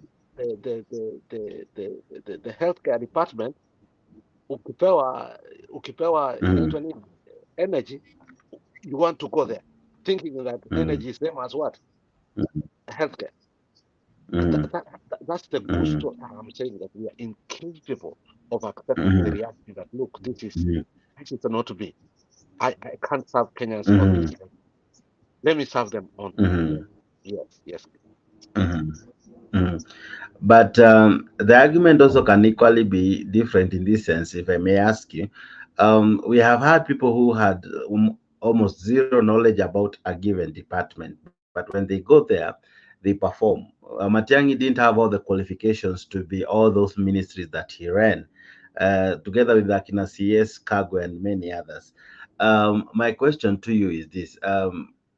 Some of these people are normally rejected at the ballot, either for incompetency, either for failure to deliver, either for no known record of development or achievement in the post they once occupy. But they are awarded ministerial positions that eventually they don't perform. So how is it that some people, some technocrats like Matiang'i, were able to shine in their dockets, whatever docket they were given? Some were not highly educated like Akina Mishuki, but we still remember what they brought. How come that these guys who politically they shine, politically they are so loud out there, if you give them a mic, they are gurus out there. When you give them a mic, they are masters. They know how to craft insultive words. They know how to construct very, very convincing statements. But when it comes to performance, that is where they draw a thick line. What explains that big difference? And again, I go back to now education. There's an old adage that says the cream rises to the top. Then it says, by stating that, the cream rises until it does what? It soars. In other words, excellent employees perform is inevitably promoted to the point where employees' performance is no longer excellent or even satisfactory. Now, the case of Matiang'i is how can I call it? It's a conundrum to Kenyans. And the reason I say that is when I started noticing, recognizing, and the competence of Matiang'i is after I'd hated him for a while. Where did the guy come from? Many people do not know that Matiang'i came from the background of teaching. Matiang'i was a high school teacher. Okay. And I'm not against other sectors, Mr. Jakes, but I'll tell you, a marriage of two primary school teachers creates a powerhouse whereby the future of their children, our watoto watapata kazi wote, and they will be very disciplined. Two primary school teachers in a marriage creates a powerhouse for what? For the nation. Now, if you look at most people will not turn down a promotion, especially if it comes with greater pay and prestige, even if they know they are qualified for the position. Okay? Most people will not, even you won't turn down a promotion, especially when it comes with a greater pay and prestige. Okay? So, in other words, excellent employees are are sometimes ignored. Are sometimes ignored for the sake of what? Now, what's the solution? A possible solution to the problem posed is that companies should provide adequate skill training, and that's what I said earlier: skill sets and capital knowledge. Those are two things. Direct. It is important carefully to assess the job skills of all candidates. So Matiang'i was a case scenario whereby God gave us a leader that was able to panel through many what ministry. But there are people who perform very well. For instance, Olo Aringo was an excellent. You remember Olo Aringo was an excellent Yeah. minister for education. Once they put him somewhere else, Olo Aringo started started to do what? To fall down. Okay. So, now, consistent with Peter's principle, researchers have found high-performing employees are more likely to be promoted, that they also more likely to poorly become managers. So you should look at management skills. They are not the same as skill set and capital knowledge. To be a manager is totally different, and management is key to everything right now. If you can't manage your show, it's as good as dead. If you can't manage your house, it's as good as dead. If you can't manage your what, your time, it's as useless of you not to do what, to have a show. So what we are saying is that low-level workers should be looked at, because sometimes you look at only upwards people and you forget people who are extremely multi-talented, but they're in the middle. So when you do that, if you continue to look at the employees on the top, you damage employees' morale, since remaining employees may resent their poor management. Okay, yeah, and this is deep economics. Okay, this deep economics of how we can corollary to the principle that brings inefficiency to ourselves. But Matiang'i's case is an exemplary case that you cannot compare. We will not have another Matiang'i for many years to come. Yeah, we may not have Now, another Matiang'i many years to come. yeah, you brought in the issue of education and performance and all. I want to bring something that many have never asked. We have a PS for education known as Dr. Richard Bilos Kipsang. He has been a PS in that docket for many years and in many regimes. This is a person who has served Kibaki in that docket. He has served Uhuru in that docket. Now he's serving Ruto in that docket. And some of the serious allegations of exam cheating have happened when he is the CA, the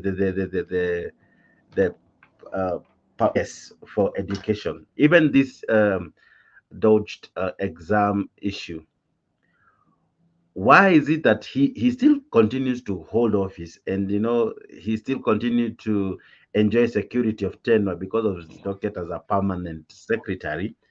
And the education ministry, despite it having had super CSs like Matiang'i, it it has never enjoyed good PS. Why the imbalance? Kipsang Belio is a good friend of mine. Okay. Yeah, Kipsang Belio is a good friend of mine. and he comes from the background of Nairobi University, and they were good friends with Makoha, Makoha, and he came into the Ministry of Magoha, but they Education. had a fallout sometimes back. Yeah, they did over principles whereby he felt that the guy was incompetent. But the guy came to the Ministry of Education in 2013. We're talking about 10 years later. And No, he was first appointed on 2nd December 2002 with Kibaki. Kibaki was the first person to appoint him. He has really been in this thing for quite some time. And I But go think on. he has been moved now to the Ministry of East Africa Community, isn't it? No, he's still in education. In February 2021, I think Kipsang was moved from Ministry of Education to Ministry of East Africa. I think that was Kibaki. By Uhuru. Yeah. So yeah, they had a now fallout with Magoha. So to create peace, he was changed. Yeah, the question you are asking is pertinent. Why has he survived in that ministry for so long? It's because of regime change and incompetence. Remember, Uhuru came into power with an agreement with William Samoei. If you remember, if you are a good political student, if you remember, Kulei was in Nakuru. And with Raila, they were waiting for Ruto to come and do what? Sign a political deal between him and who? And Ruto. On the way, this former Subkonya MP anaitwa Kutuny convinced Ruto to go meet who? Raila. No, convinced Ruto to meet who? Uhuru. And Kaboko has been on the record in JKIA saying how they sat down and they spoke of the deal between Ruto and who? And Uhuru. Uhuru was allowed just to be a figurehead of presidency, but the powers were to be given to Ruto. Imagine 2013, that was the agreement until ndugu ya Uhuru Muigai Kenyatta told him this is not a good deal. You need to be a president and you need to do what? Have a legacy. That's when they brought in Raila so that Uhuru can deal with legacy because after all, he was the figurehead president. All those years that Ruto was under the president, it's just the name he didn't have, but the power he had. He brought in some of his cronies, okay, who will propel him to do what he wanted. And one of the reasons he put this man in there was to make sure this man has awarded him a PhD that he did not have. Okay, do you connect now the dots? Because he was a lecturer. He was a lecturer at Nairobi University. Okay, so it's Ruto who brought him, and it's the only one of the few PSS who survived the cut of Ruto after when Uhuru was firing some of his PSS, the guy survived. Okay, but it's one of the few people who made it to Ruto's what kitchen cabinet. So when I look at him overall, he's a leader who is also political. He knows how to play his politics well. Yeah. But the question now begs is he the most competent person to hold that docket? Because he has served under the likes of Jacob Kaimenyi. You remember him? He's now an ambassador. He has served under Matiang'i. He has served under Amina Mohammed. He has served under Magoha. He's now serving under Machogu. This one man, and yet we are complaining about our education. We during Kaimenyi's time, it was easy to get the exams even on your phone. Like in 2008, I remember correctly, I remember that very exam well. leakage ilikuwa so high. I remember that Yeah. morning. Ungepata that exam kwa phone easily. Yeah, I want to invite Leo. Leo, come Go to the ahead. conversation. Leo, please come to the conversation. We will need you maybe for 20 minutes. I might need a break. Let We me have put. spoken a lot. Yeah. But let me tell you, one of the worst working, yes, yeah, no, Minister of Education was Kaimenyi. It is during Kaimenyi's time that we had the longest running strike in the history of the world, education sector, not even in Kenya, Correct. in the whole world. Correct. You remember we striked for how many months? Many months. Okay? Yeah. And Kaimenyi will not even blink his eyes to do what? To resign and give leverage for the people of Kenya so that he can give us a break. Now, I don't know how Kaimenyi can manage to be an ambassador if he could not even manage to be a minister. An ambassadorial job. My father comes from the background of that. Ambassadorial job is a very difficult job because you're selling your country to the other country, and at the same time they vet you so that you're given credentials to do what? To serve as an ambassador. So, but it looks like Kipsang knows how to play his politics well. You know, Kalenjins have one character that I like about it. They are soft-spoken. Even if they are mad, you will never know when a Kalenjin is mad. It's soft. He's soft-spoken. Okay, so being soft-spoken can give you an advantage of working with the people easily. And I Yeah, think because we can't. he has survived. He has survived these regimes, and I think not many have questioned him. Not many have made him to be the center because he needs to tell us how he has survived. And of course, many accredit the NIMS, what do you call it? The National Education Management Information System, NIMS, to him, and many other things that he has achieved. But really, can we try another person? Maybe we can get some difference. Maybe we can bring sanity. Because when we changed Kaimenyi to Matiangi, we saw a revolution. Can I use that word? We saw a change, a total shift in as far as how we manage our education docket. When Amina Mohammed came in, we saw some changes. Not even to mention what Magoha did. It was exemplary. You know, the many classrooms he was able to construct, and people really valued education.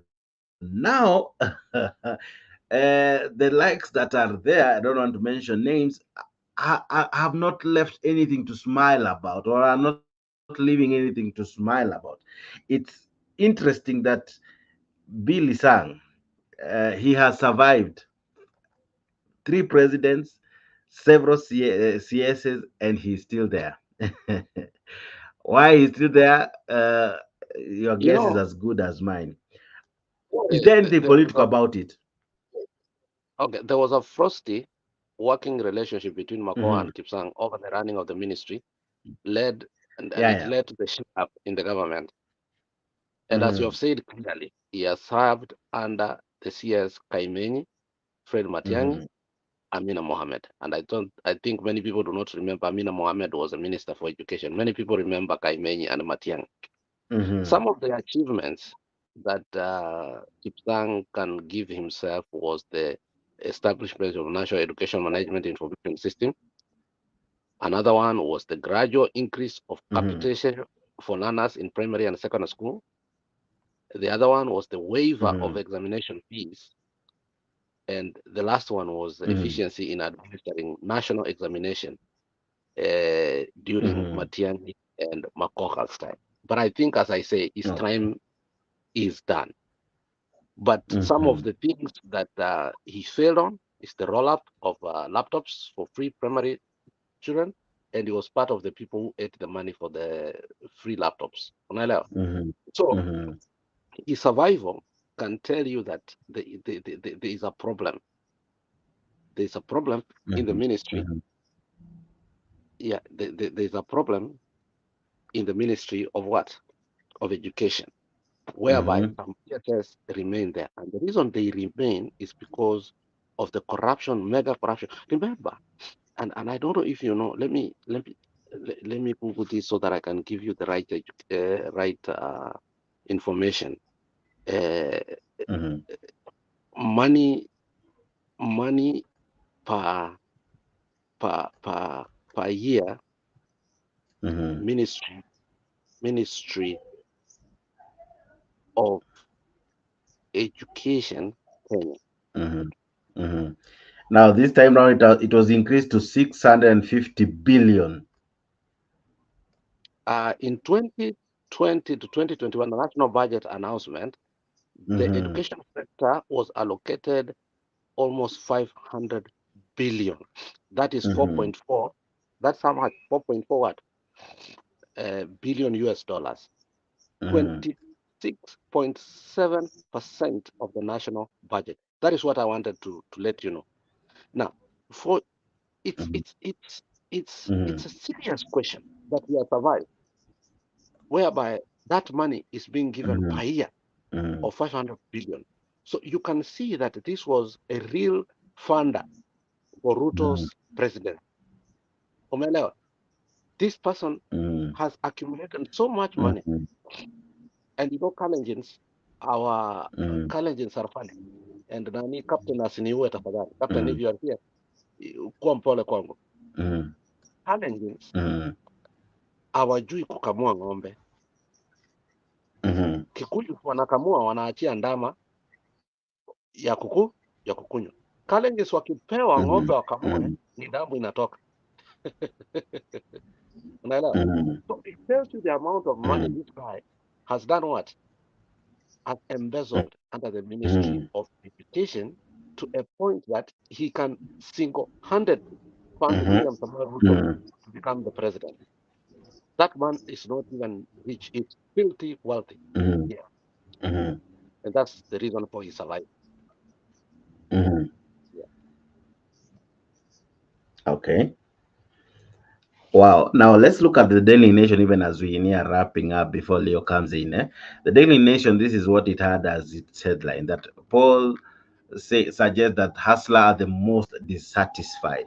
You remember the narrative that this regime sold to many. It was about the hustler narrative. It was the narrative of where they chose to speak of the common man, mama wa mboga, mwananchi ule mdogo, mtu wa bodaboda, the small guy. You know, that's the narrative they sold, and many believed that it was their time to come from the bottom from the very bottom to the top. That was what they were told. They were told it will be a regime where pesa inatolewa mahali ingekuwa iko iwekwe mfukoni. It was a regime that believed that kazi ni kazi. But now, after the hustler did their part in voting and in electing and in selling him to the presidency, according to Tifa, the hustler nation is the most dissatisfied. From where you sit, Mr. Alex, do you agree with this heading, with this opinion poll from Tifa, that hustlers right now are the most dissatisfied, and of course, they are the ones seriously complaining? This is a very sad question, and a recent study of political expediency where people took advantage of other people. When you look at the name hustler, it was William Samoei Ruto taking advantage of people who are not informed. Okay, in terms of capability to think and the capacity to make decisions. So when you look at the whole hustler nation in terms of percentage, not totally all of them were incapable to make decisions, but most of them walijaribu kuambiwa, look, you are being used as a conduit for this person to get into power. Thereafter, these things that remember even what Matiang'i said, these things this man is promising, they are not practical.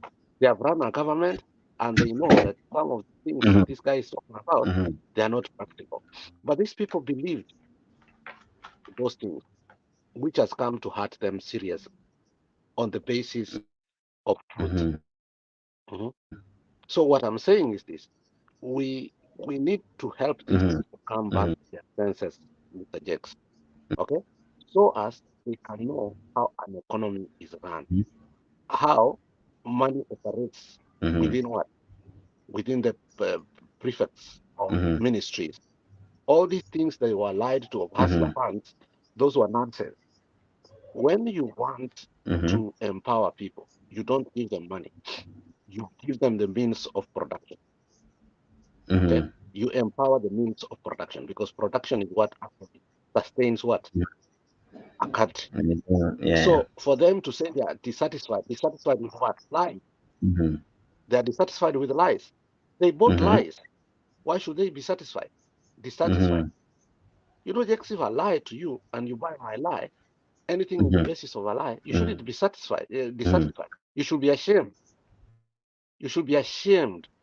So let's take a poll of how many hustlers are ashamed of their decision. That is the day I will be happy. Or what do you think? Okay. I'm still inviting Leo. I agree with you that Leo, if we had a figure, you know, yeah, if they told us that these are the number of guys who are disappointed, it would. And now, listen, look at this. This is even interesting. This is the heading. They say that hustlers are the most dissatisfied. But when you go down their polls, they say that UDA is the most popular political party. That despite hustlers complaining that at 31%, UDA, the ruling party. So how do you even connect those two? Now, that is the purest lie I've ever heard. That UDA is the most popular party in Kenya. That's the most, evidently, it's the worst lie that you can lie to Kenya right now. If let's take Wiper is at 1%, Ford Kenya at 1%, Kanu at 1%. Of course, others they play at 2%. They are Now, the running most interesting part is Chama cha Mashinani ya Moses Kuria is at 2%, Jubilee at 4%, and of course ODM coming in second at 22%. UDA leading at that one. There are two kinds of polls, and I came to know this when this Somali guy who ran for Kamukunji seat, this guy who used to work for the UN. What was his name? He got an accident sometimes back and he was incapacitated for a while. He used to work. He used to be a journalist. Then he went. What was his name? That is the time I knew that we have. He has an Hussein. Suleiman. That is Yusuf Hussein, the Kamkunji MP, the longest serving Kamkunji MP. Yes, Yusuf. Now, thank you, Leo. That's why I needed it here. And when you are here, we have a very good conversation. So, when Yusuf, he's called Abi Yusuf Hussein. Yeah, remember when Yusuf was running, that seat was postponed like 12 times. You remember when he was first running? Because we used to have another Somali, alikuwa anatembea na ngamia, who was supposed to win, when alikuwa the ODM guy. You remember that? Yeah. So the Kibaki administration postponed that running seat 12 times so that they can strategize. And all that was through the military pool, okay? That was telling you the truth core. No matter what, this is an ODM seat. Postponed it, pea Msomalia hii kitu, msipeane Mkikuyu, that's, you can win it. Now, what happened was, at that particular time, I started knowing that we have two pools in Kenya. We have political pools. Jakes, don't toa hiyo dini yako. Weka tuonge. We have military pools. I mean, I'm coming. Na kunywa some water. I'm coming. Yeah, so we have military pool and we have political pool. So the yenye tunaonyeshwa ati hustlers are the most dissatisfied. This is political pool. Yenye ndakana tu yani kuonyesha watu, I know you are dissatisfied, ABCD, but you know we will do something. But the real military pool will tell you that These people are not dissatisfied. They are ashamed of the decision they made. And they are ashamed that they voted a man who is the man who is doing what? Who is hurting them right now. Welcome, Mr. Leo. Thank you so much. I just joined. I don't know where you people are, but I can see you are looking at the polls. Some of these polls they've really become hard for Kenyans to believe. Like we don't know which polls are true, which ones are not true, who was interviewed. I think they normally, after getting the real polls, they normally sit somewhere and now try to come up with some. I think they do some changes in this poll so that they can be able to achieve some goals. Because obviously these polls are not just done for free. There's some cost incurred in it, and for people to do these polls, they have got some intentions. So the real polls that I saw, people, you cannot tell me that UDA is the most popular party. Then at the same time, you tell me that hustlers, who are majority of people who are associated with Jubilee, UDA, are the people who are most dissatisfied with the government. So it doesn't add up. These things, they do not add up. But if the polls are something to go by, you'll find that Kenyans are really tired. People are really dissatisfied. People are really regretting the action that they did, or maybe some of the things that they did when they were voting. It is just that they have nothing that they can do about it. But they are really regretting their actions and really thinking that if they would be given a time to correct, then they will be able to make some corrections and maybe vote otherwise or do make some changes. Because now some are just silently maybe suffering. They don't want to shout. Watu wamejua tu wewe ulipigia UDA. So when you come out complaining, you feel ashamed. So to avoid and maybe hide away from that shame, that is why you see people just silently suffering in their houses. They know very well deep inside they are hurting, but there's nothing they can do. There's also that pride. Wewe umefanya makosa, but you don't want people to parade you to say that, you see, this guy voted for UDA and he's the one who is complaining. So that's the situation that we are in this country right now. Unless something is done, of which I don't see anything being done. The cabinet that we're having, I don't think there is somebody who can do anything extraordinary. We cannot have people who can go out of their way like the Matiangis and Magoha, who will tell you that they saw an oath and they have to protect that oath. So whether you are the president or who you are, they have to work for their integrity. So the people we have in the cabinet right now, Alex, you'll agree with me that there's nobody who is having integrity to protect. Their politicians and the people with they don't have some names that they want to protect. So they're just there waiting for their tenure to end so that they can go on with their own businesses. Or have you ever seen anybody in that cabinet that you can single-handedly point and say, okay, this person is really doing something different? No one. I saw that people voted Kithure Kindiki the top performing. Yeah, Kindiki is a great man, but he was given a wrong docket. I think he was just misplaced, and it was done intentionally so that he doesn't shine, or so that he doesn't maybe be seen to be more powerful or more clever than he is the appointing authority. That is what I can say for now. Jax, back to you. And when you talk of Kindiki being not given the correct docket, many had wished him to be the one to be the running mate. Many hoped he would be picked from the looks of things. Even time, has it vindicated those who wished him to be the deputy president, or Rigathi Kashagwa now has come out to really be the one who was the better fit for William Ruto? Even that, even now, Kindiki still performs better. What do you think?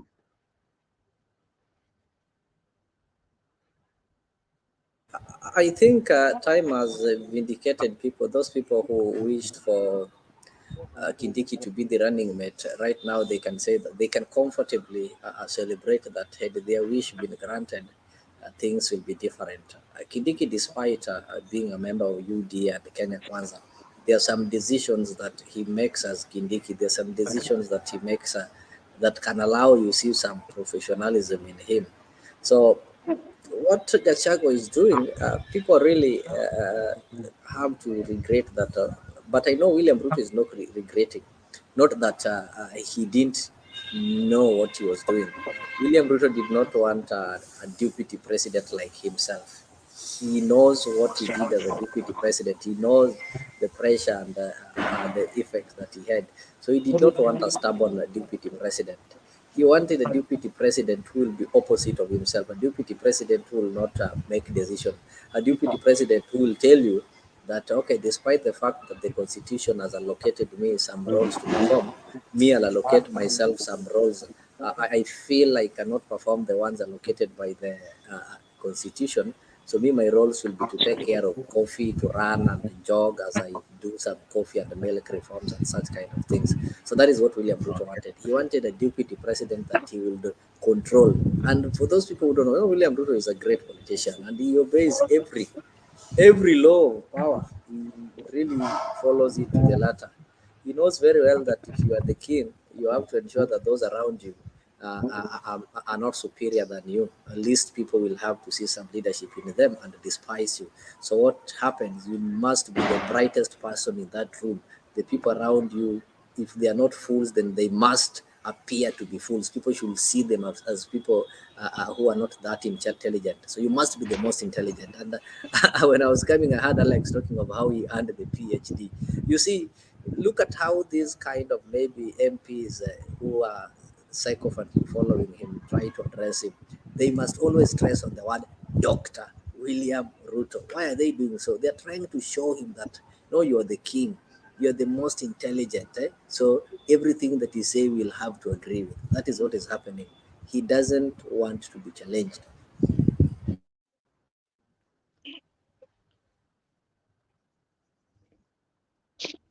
Now, the most ironical part is William Ruto has traversed over 44 countries.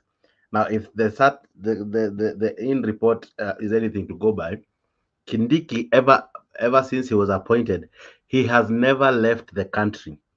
Unlike any other minister, he has been there. He has been in our country throughout. He has gone to places affected by floods. He has gone to places where there have been mass murdering, like Shakahol. He has been all over.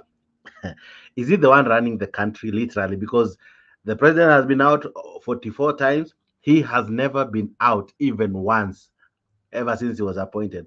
What do you think it makes about him? And is he like leading the government, but behind the silent corners? You know, Jakes, there's no way you can lead the government behind the silent corners. So these are some of the stories that we were being told by those people who are following William Ruto. They're the ones who used to tell us how William Ruto is the one running the government. Uhuru Kenyatta is not running the government. So running the government, you must be seen running the government. We must feel you. So we don't see Kindiki running the government. We don't see Kindiki making decisions. We don't see Kindiki responding to matters affecting the government. So how is he running the government behind the scenes? Even if the economic advisors like David Ndiz, who are supposed to be running the government on the background, are not doing so. So how is Kindiki doing that? Kindiki is just minding his own business. When you find yourself in some dirty water and you don't want to dirtify yourself, you look for some corners where there may be some clean waters, then you relax there and watch what is taking place. So I don't think Kindiki is running the government. William Ruto is running the government when he is in the country and while abroad. So that is why he makes the decisions. That is why there's some blunders that happen when he is away, because when he's away, everybody is waiting for him to come back. So those few days that you see him coming back, that is when the cabinet will have to be called and so on and so forth. We are told that Musalia Mudavadi is the head of the, is the prefect of the cabinet secretaries. He is the prime or the chief cabinet secretary. So if you're the prime cabinet secretary, you have the responsibility of calling the cabinet. You don't need to wait for the president. That is what the principals do. They have the responsibility of holding such meetings. So this one doesn't happen. I've never seen this deputy president Gachagua chairing a cabinet meeting when Ruto is not there. So Ruto is the one who is running the government remotely. He's using a remote control. So when he is away, they'll have to wait for him to make decisions. So, and maybe some few, we had sometime we were told we're having one government approach by this CS Health Nakumicha. I don't know what happened to that one government approach. So there is no way you can tell me Kindiki is running the government. The government is being run by William Ruto. All the decisions that you see comes from him. He is the one who decides what is going to happen and what is not going to happen. And that is why when something happens, you see people are quick to call him. They are calling him because they know the responsibility. He's taken all the responsibility. Even if there's no electricity at the airport, they have to call him.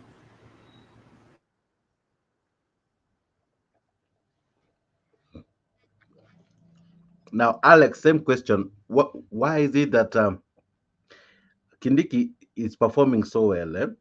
He has never missed anything that happens to our country.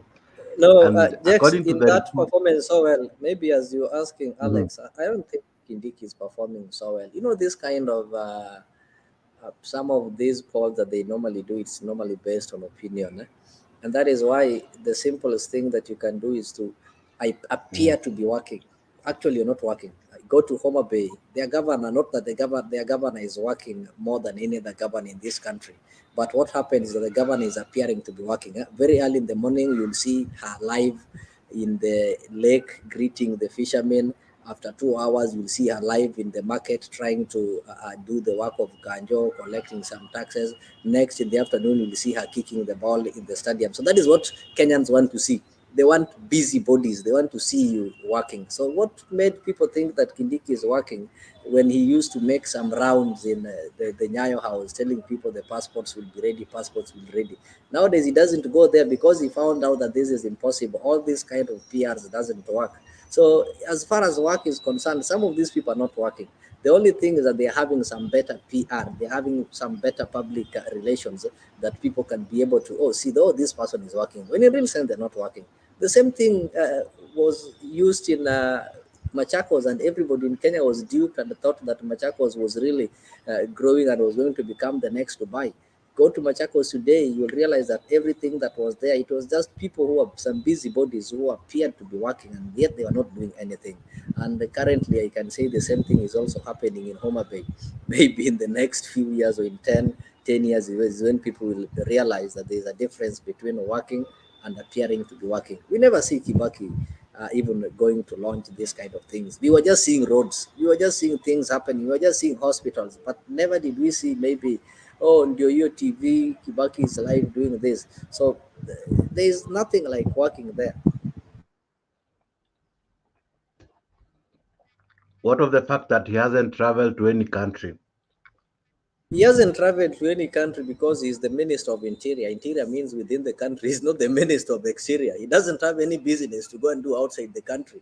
With him, he's supposed to control our borders within, not outside. He's just in charge of the internal affairs of the country. So his role is to ensure that we're having police officers in each and every corner, and the security within the country is secured. He doesn't need to go and talk to Museveni. If maybe people are attacking us from outside, then that is the role of Adan Duale, who is in charge of our external borders. So his role, if you look at his job description, there is nowhere that he is involved with some external forces, unless he did some loans to go and buy maybe some infrastructural development, but he doesn't need to go outside.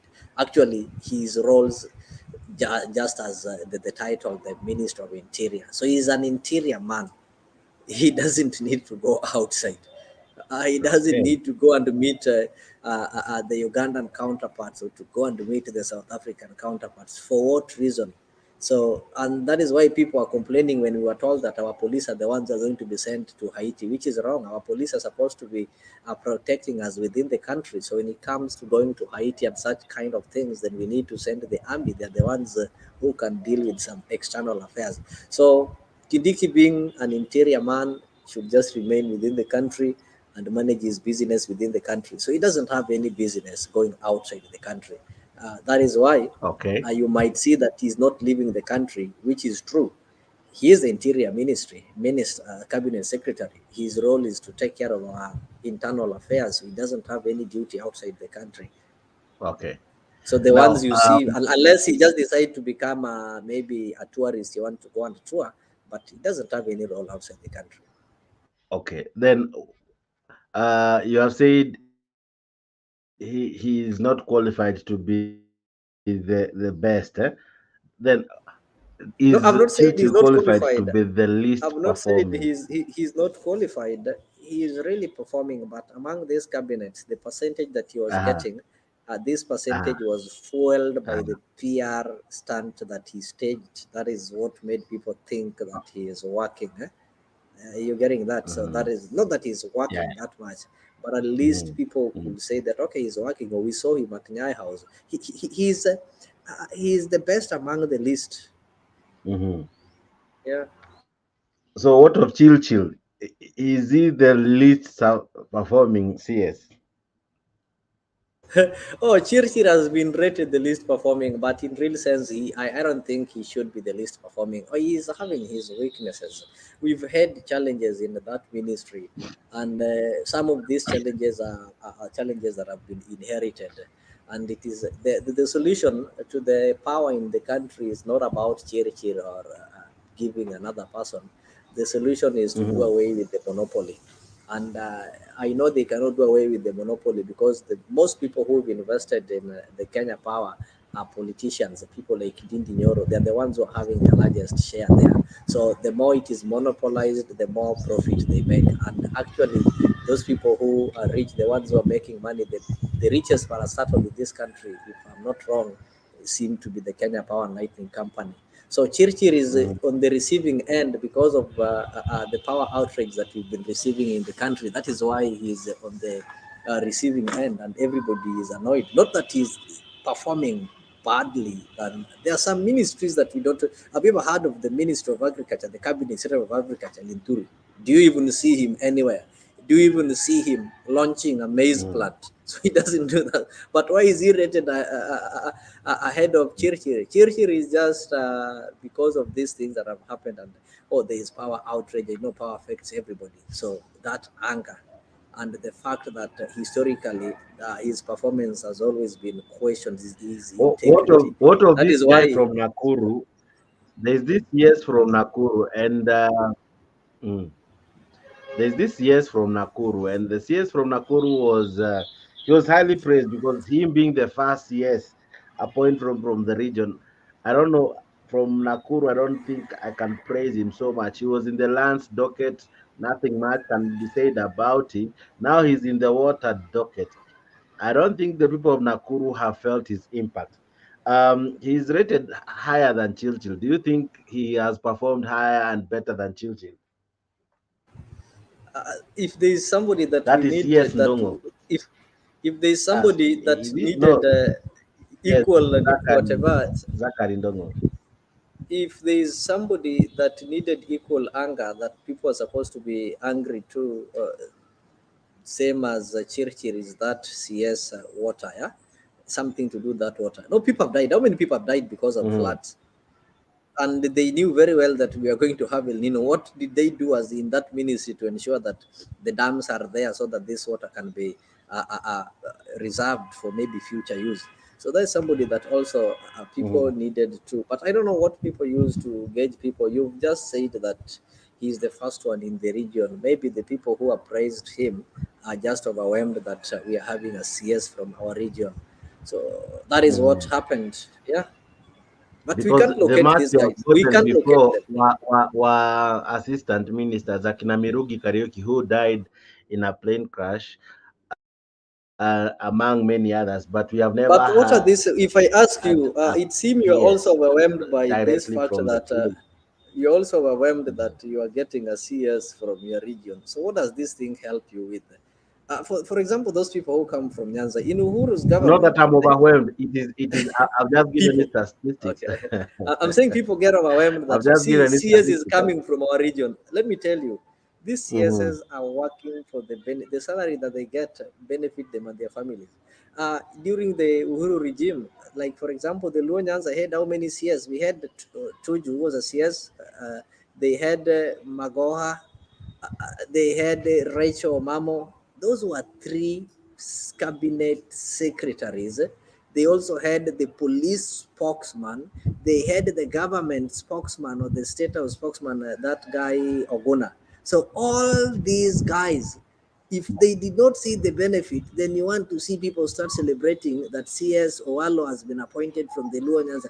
No, these people are not there for your own benefit. As long as they can perform their duty, even if you can have CS from one specific region and we fail to have this CS from my region, if they are not working, we don't care. How many people celebrate Matiang'i? Are they kisses? Several people within this country go to coast, go to central, go to western, come to Nyanza. We celebrate Matiang'i not because he came from our region in Nyanza, but we celebrate Matiang'i because in each and every ministry that he went to, he could be felt. He went to the Ministry of ICT. That is the time that we had something called analog and digital. We saw some changes. Matiang'i left, was taken to the Ministry of Education. What happened? We saw at the end of exam cheating, and people will tell you that, you see, I scored a C ya Matiang'i. Yeah? They will tell you that, to tell you that C ya Matiang'i means it had some integrity. Then he was given the Minister of Interior. At some point, he was handling two ministries. He performed. The little Magoha was there when he was taken to the NEC, the National Examination Council, and Matiang'i was at the Ministry of Education. That is when they came up with the reforms that you see in the examination. They reduced the time of marking, and there was a lot of integrity. And Magoha was now given the Ministry of Education. That is the time that we saw schools building classrooms without waiting for CDF. We saw Magoha walking in a classroom and asking any teacher, these kids are not having a desk, what are you waiting for? And you've been getting money each and every time, even though people said he was arrogant, but he liked sanity. So those are the kind of people that we want. So do you want to tell me somebody from Central will fail to celebrate Magoha simply because Magoha is not coming from Kiambu? So telling me that a CS is coming from my village when I cannot even see what this CS is doing, that is really nonsense that we need to stop as a country. We better have people from one region, but they can work. Alex, do you agree with the sentiments from Leo?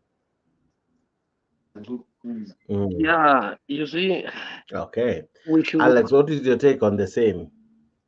yeah, we should not tribalize competence and performance, because then we will be trashing what we call excellency.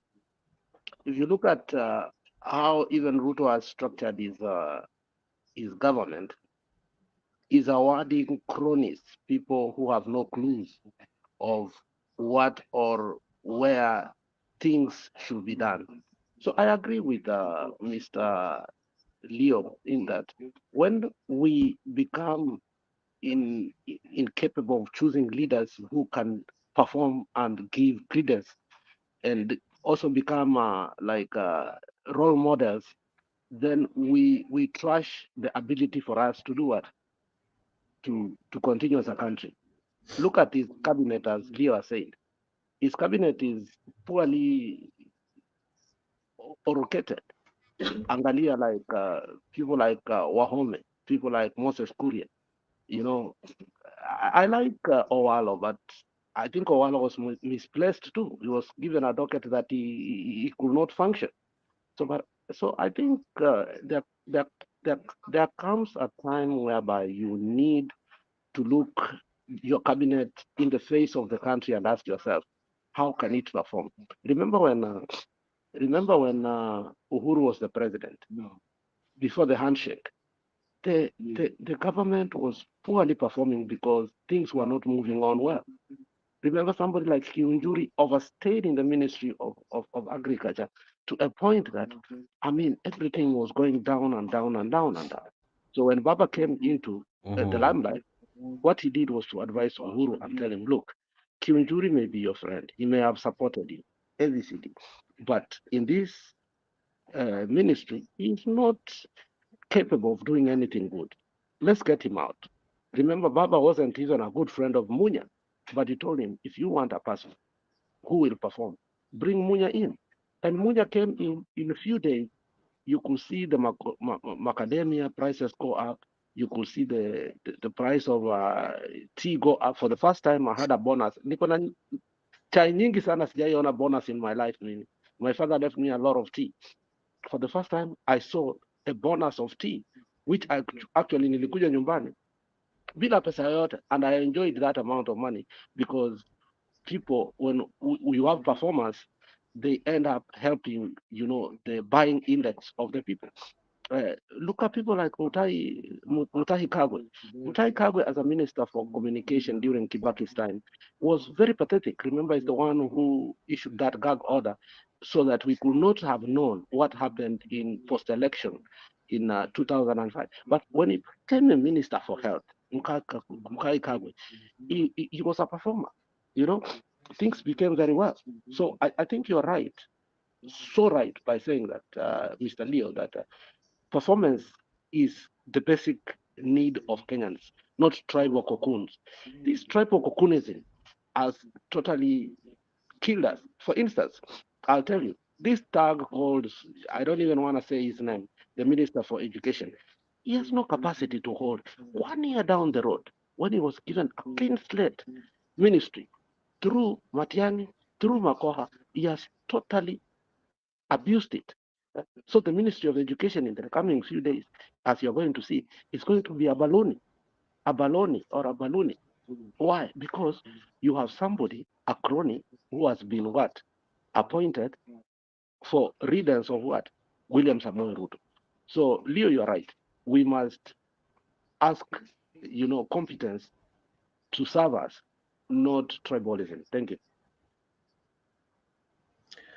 Okay. Ladies and gentlemen, with that, we choose to wrap up this particular part of the show. Of course, we have another interesting one coming up in the at 10 p.m. Kenyan time. I don't know what time that will be in your country, but it is around 6 hours from now. 6 hours from now, you can add it to the time you are right now, and we'll have this show again. Of course, with another hot topic, with another great debate, and with more panelists, and even those who are here to discuss this. But before we wrap up, I choose to discuss the newspaper of the Standard, of course, and together with the Daily Nation. I want to look at the cartoon, the caricature of today, and this is what the Standard has for you, ladies and gentlemen. And it's interesting. I don't know if it's visible. Let me try to do it this way. Okay. Okay. Can you hear me, guys? Now, this is the cartoon for the day. This is the caricature. Now, it's showing Mr. Raila Odinga running away from the press conference. Raila is wearing a sport gear imeandikwa Team Azimio. The press want to know, are you still running for presidency, of course, in 2027? Of course, this one has been done by Gado. Interesting picture. I don't know why this is important now. We are very far from elections, but 2 seconds. Let me begin with you, Bwana Leo. This art, is it even relevant now? Mr. Jackson, there is no right time for something to be relevant. I know politics is something that is living, and it doesn't have the right time. People do politics throughout. When the elections, immediately you stop, if you finish casting your vote, the politicians start thinking of the next election. So if you look at that photo, it's like people are they want to know if Raila will still be running in the next. He's not running away from the media, but that race that he is running, that is the race to the state house. That is the race to 2027. So these guys want to know if Raila is still running in 2027. But if you look, Raila is already in motion. So it's like, these guys, you can see I'm the Azimio, team Azimio. I'm the one who can be seen, like I'm the one who is representing Azimio here. I'm still in the motion, and you're asking me if I'm running in 2027. So in other words, I think nobody has come out to show some interest in running in 2027. You don't just run for elections by saying that I'm running. You must be seen running. You must be felt running. You must be trusted running. So in this case, Raila is wondering. There's nobody who is also putting on that gear. He's already jogging. Yeah, if not yet stopped jogging, other people maybe have gone and are now resting and not doing anything. So it seems if things don't change, then he might still find himself running. I think Okay, that is what Alex. happened. Nobody is showing some seriousness. Huh? Okay. Alex, what do you make of that cartoon?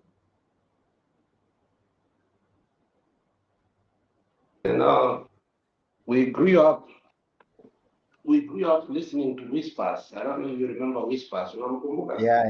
Yeah. Reading him every Sunday, and I became fond of cartoons. This cartoon, I can niangalie vizuri so that I can give you the right depiction.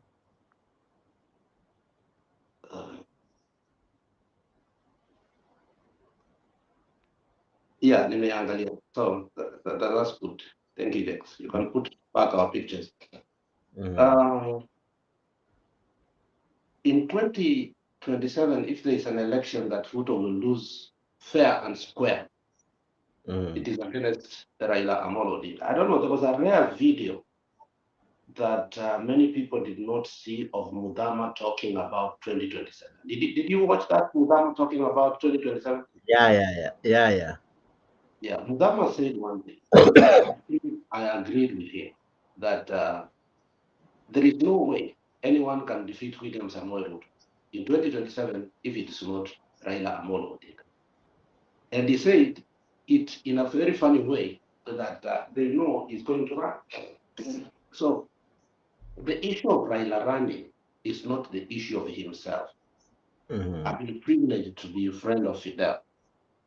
And at some point, Raila, as a fan, is tired of playing politics.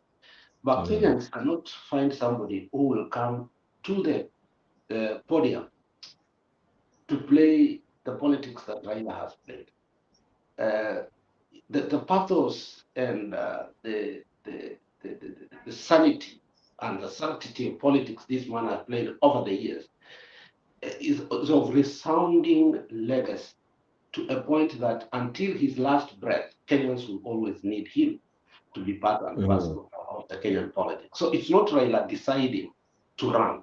It is the people. Because right now, if you put Kalonzo as my candidate, I'll tell you that I'll be disappointed, because I don't think Kalonzo as a person is somebody who is capable of managing a well-oiled campaign. Remember, Mr. Jax, I've been in 2 ODM campaigns whereby I was in logistics.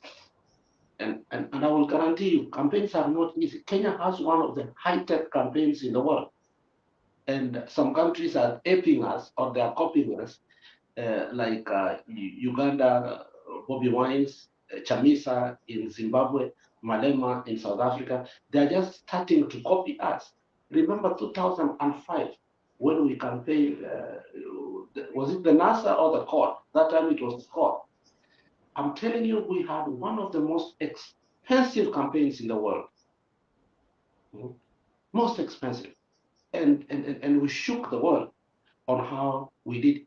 Mudavadi, I didn't know by that time, used to have a ndege, akapeano kwa watu wa court, you know, and the kind of well-oiled machine, like a well-oiled machine campaign we had, shook East Africa, shook the whole of Africa. You could go to Tanzania, watu wa Tanzania wanangojea wanafanya nini? Kuangalia tu vile Wakenya wanafanya nini? Campaign zake. So Raila running again is not an issue here. It is the culture that he is deeply embedded into running a campaign that is fashionable. Very fashionable. Yes, thank you. Okay. Now, the Daily Nation as well has a cartoon, and the caricature from Daily Nation now has several people. One, we have the control of budget, Margaret Nyakanga, We have the president, who's driving, who's the driver. We have a passenger. The one seated on the passenger seat is the DP, and on the back left is the CS. Now, when you look at this image, it is a, it's called the KK economic ride. The car is yellow, of course, signifying the what do you call it? Signifying the colors ya UDA. You see hii gari imeshatoa engine from the picture, engine imetoka, alafu hii gari ukiangalia from back there imekuwa ikienda zigzag, it has not been going correctly or rather straight, and then the engine is out. And Nyakango is pointing a finger to the economy. Of course, he's pointing an accusing finger to the KK government.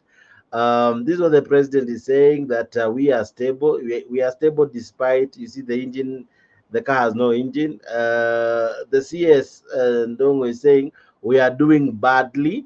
And of course, with the DP saying we are no longer in ICU. But when you look at the state of the car, it has no engine. The bonnet is open, it's empty, it's black in color, it's empty. The economy is not doing well, um, as per this caricature. Honorable Lex, do you think this is spot on description of what our economy is? That's one of the perfect classical example of correctness. Uh-huh. Because there's no better way to describe that situation. KK as a government has totally failed. And you look at what's going on with Madam Nyakango right now, is she's ready to unveil some of the most odious corruptions in the country, but she's being prevented. And you look at William Samoei Ruto, the center is not holding water anymore. He's just a figurehead. You see, there's a difference between having the role of the presidency and just being the figurehead of the president. And if you look at Ruto right now, his role as a president, it's not attainable, because the guy is always out of the country. These people are in a meeting spree. They have hired managers, people who can't manage anything, including managing the amount of money they are using out of the country. So you can see, as Madam Nyakango is looking at that car, it has no engine. So the engine is the car, and the car is the engine. The other things are just parts, because what moves the car is the engine. Once you take it off, then it stops rolling. And once you stop rolling, stagnation remains. And once you have stagnation in any mobile situation, it means you are good at that. So this government is as good as that. Okay? And that's a clear picture. And I like the yellow color to remind us that, look, this is what you chose. Yeah. Okay. Beautiful, beautiful. Now I know Alex, he's in a different time zone than us. I'm sure he's pretty worn out. And equally, our viewers as well, we wish to thank you for choosing to be part of this great discussion. We do this again in the evening. We have had a nice conversation. I don't know about you, but I've truly enjoyed this debate. What do you think, Alex? Yeah, we had a very good debate. We will continue to having this great debate. They are not just debates great, they are robust, because we speak truth to the power, and we converge ourselves to know what are we being lied to, or what are we lying ourselves to. Yeah, so Kenyans should not accept the kind of, for instance, what we spoke about of the power outages. Kenyans should not accept that. We must demand resignations from the people who are responsible, and we must demand what is called accountability. so that we can know why was there an outage and some cargo flights were seen taking over. What happened there? What was being shipped? So that we can, was it a normal outage? So that's why I'm saying these are great debates. And these people listen to us, by the way. When they hear us speak, they listen to us. So let us talk so that they can continue to listen to us. Thank you, John. Thank you so much, Alex, and thank you so much, our viewers. This is Africa Edition. Asanteni sana. Sorry for beginning this show quite late in the day, but it normally happens early in the morning from 8 a.m. Kenyan time. But today, because of ish kidogo, lakini we chose we must have the show. Here at Africa, the show must go on. Asante sana wadau. Thank you very, very, very much. Thank you, my panelists and the guys who made this possible, the entire crew. Asanteni, asanteni sana. Now, you guys are amazing. Thank you very much. May God bless you. Above all, may you enjoy your day. May you be fruitful. And above all, may you see what God has in store for you. And as I've always told you, may your name be mentioned in pleasant places. Asante sana. See you in the evening with another awesome discussion. This is Afric Show. This is Jake, the moderator. I've been your host. See you in the evening. Bye bye. Good day. Take care. Bye bye.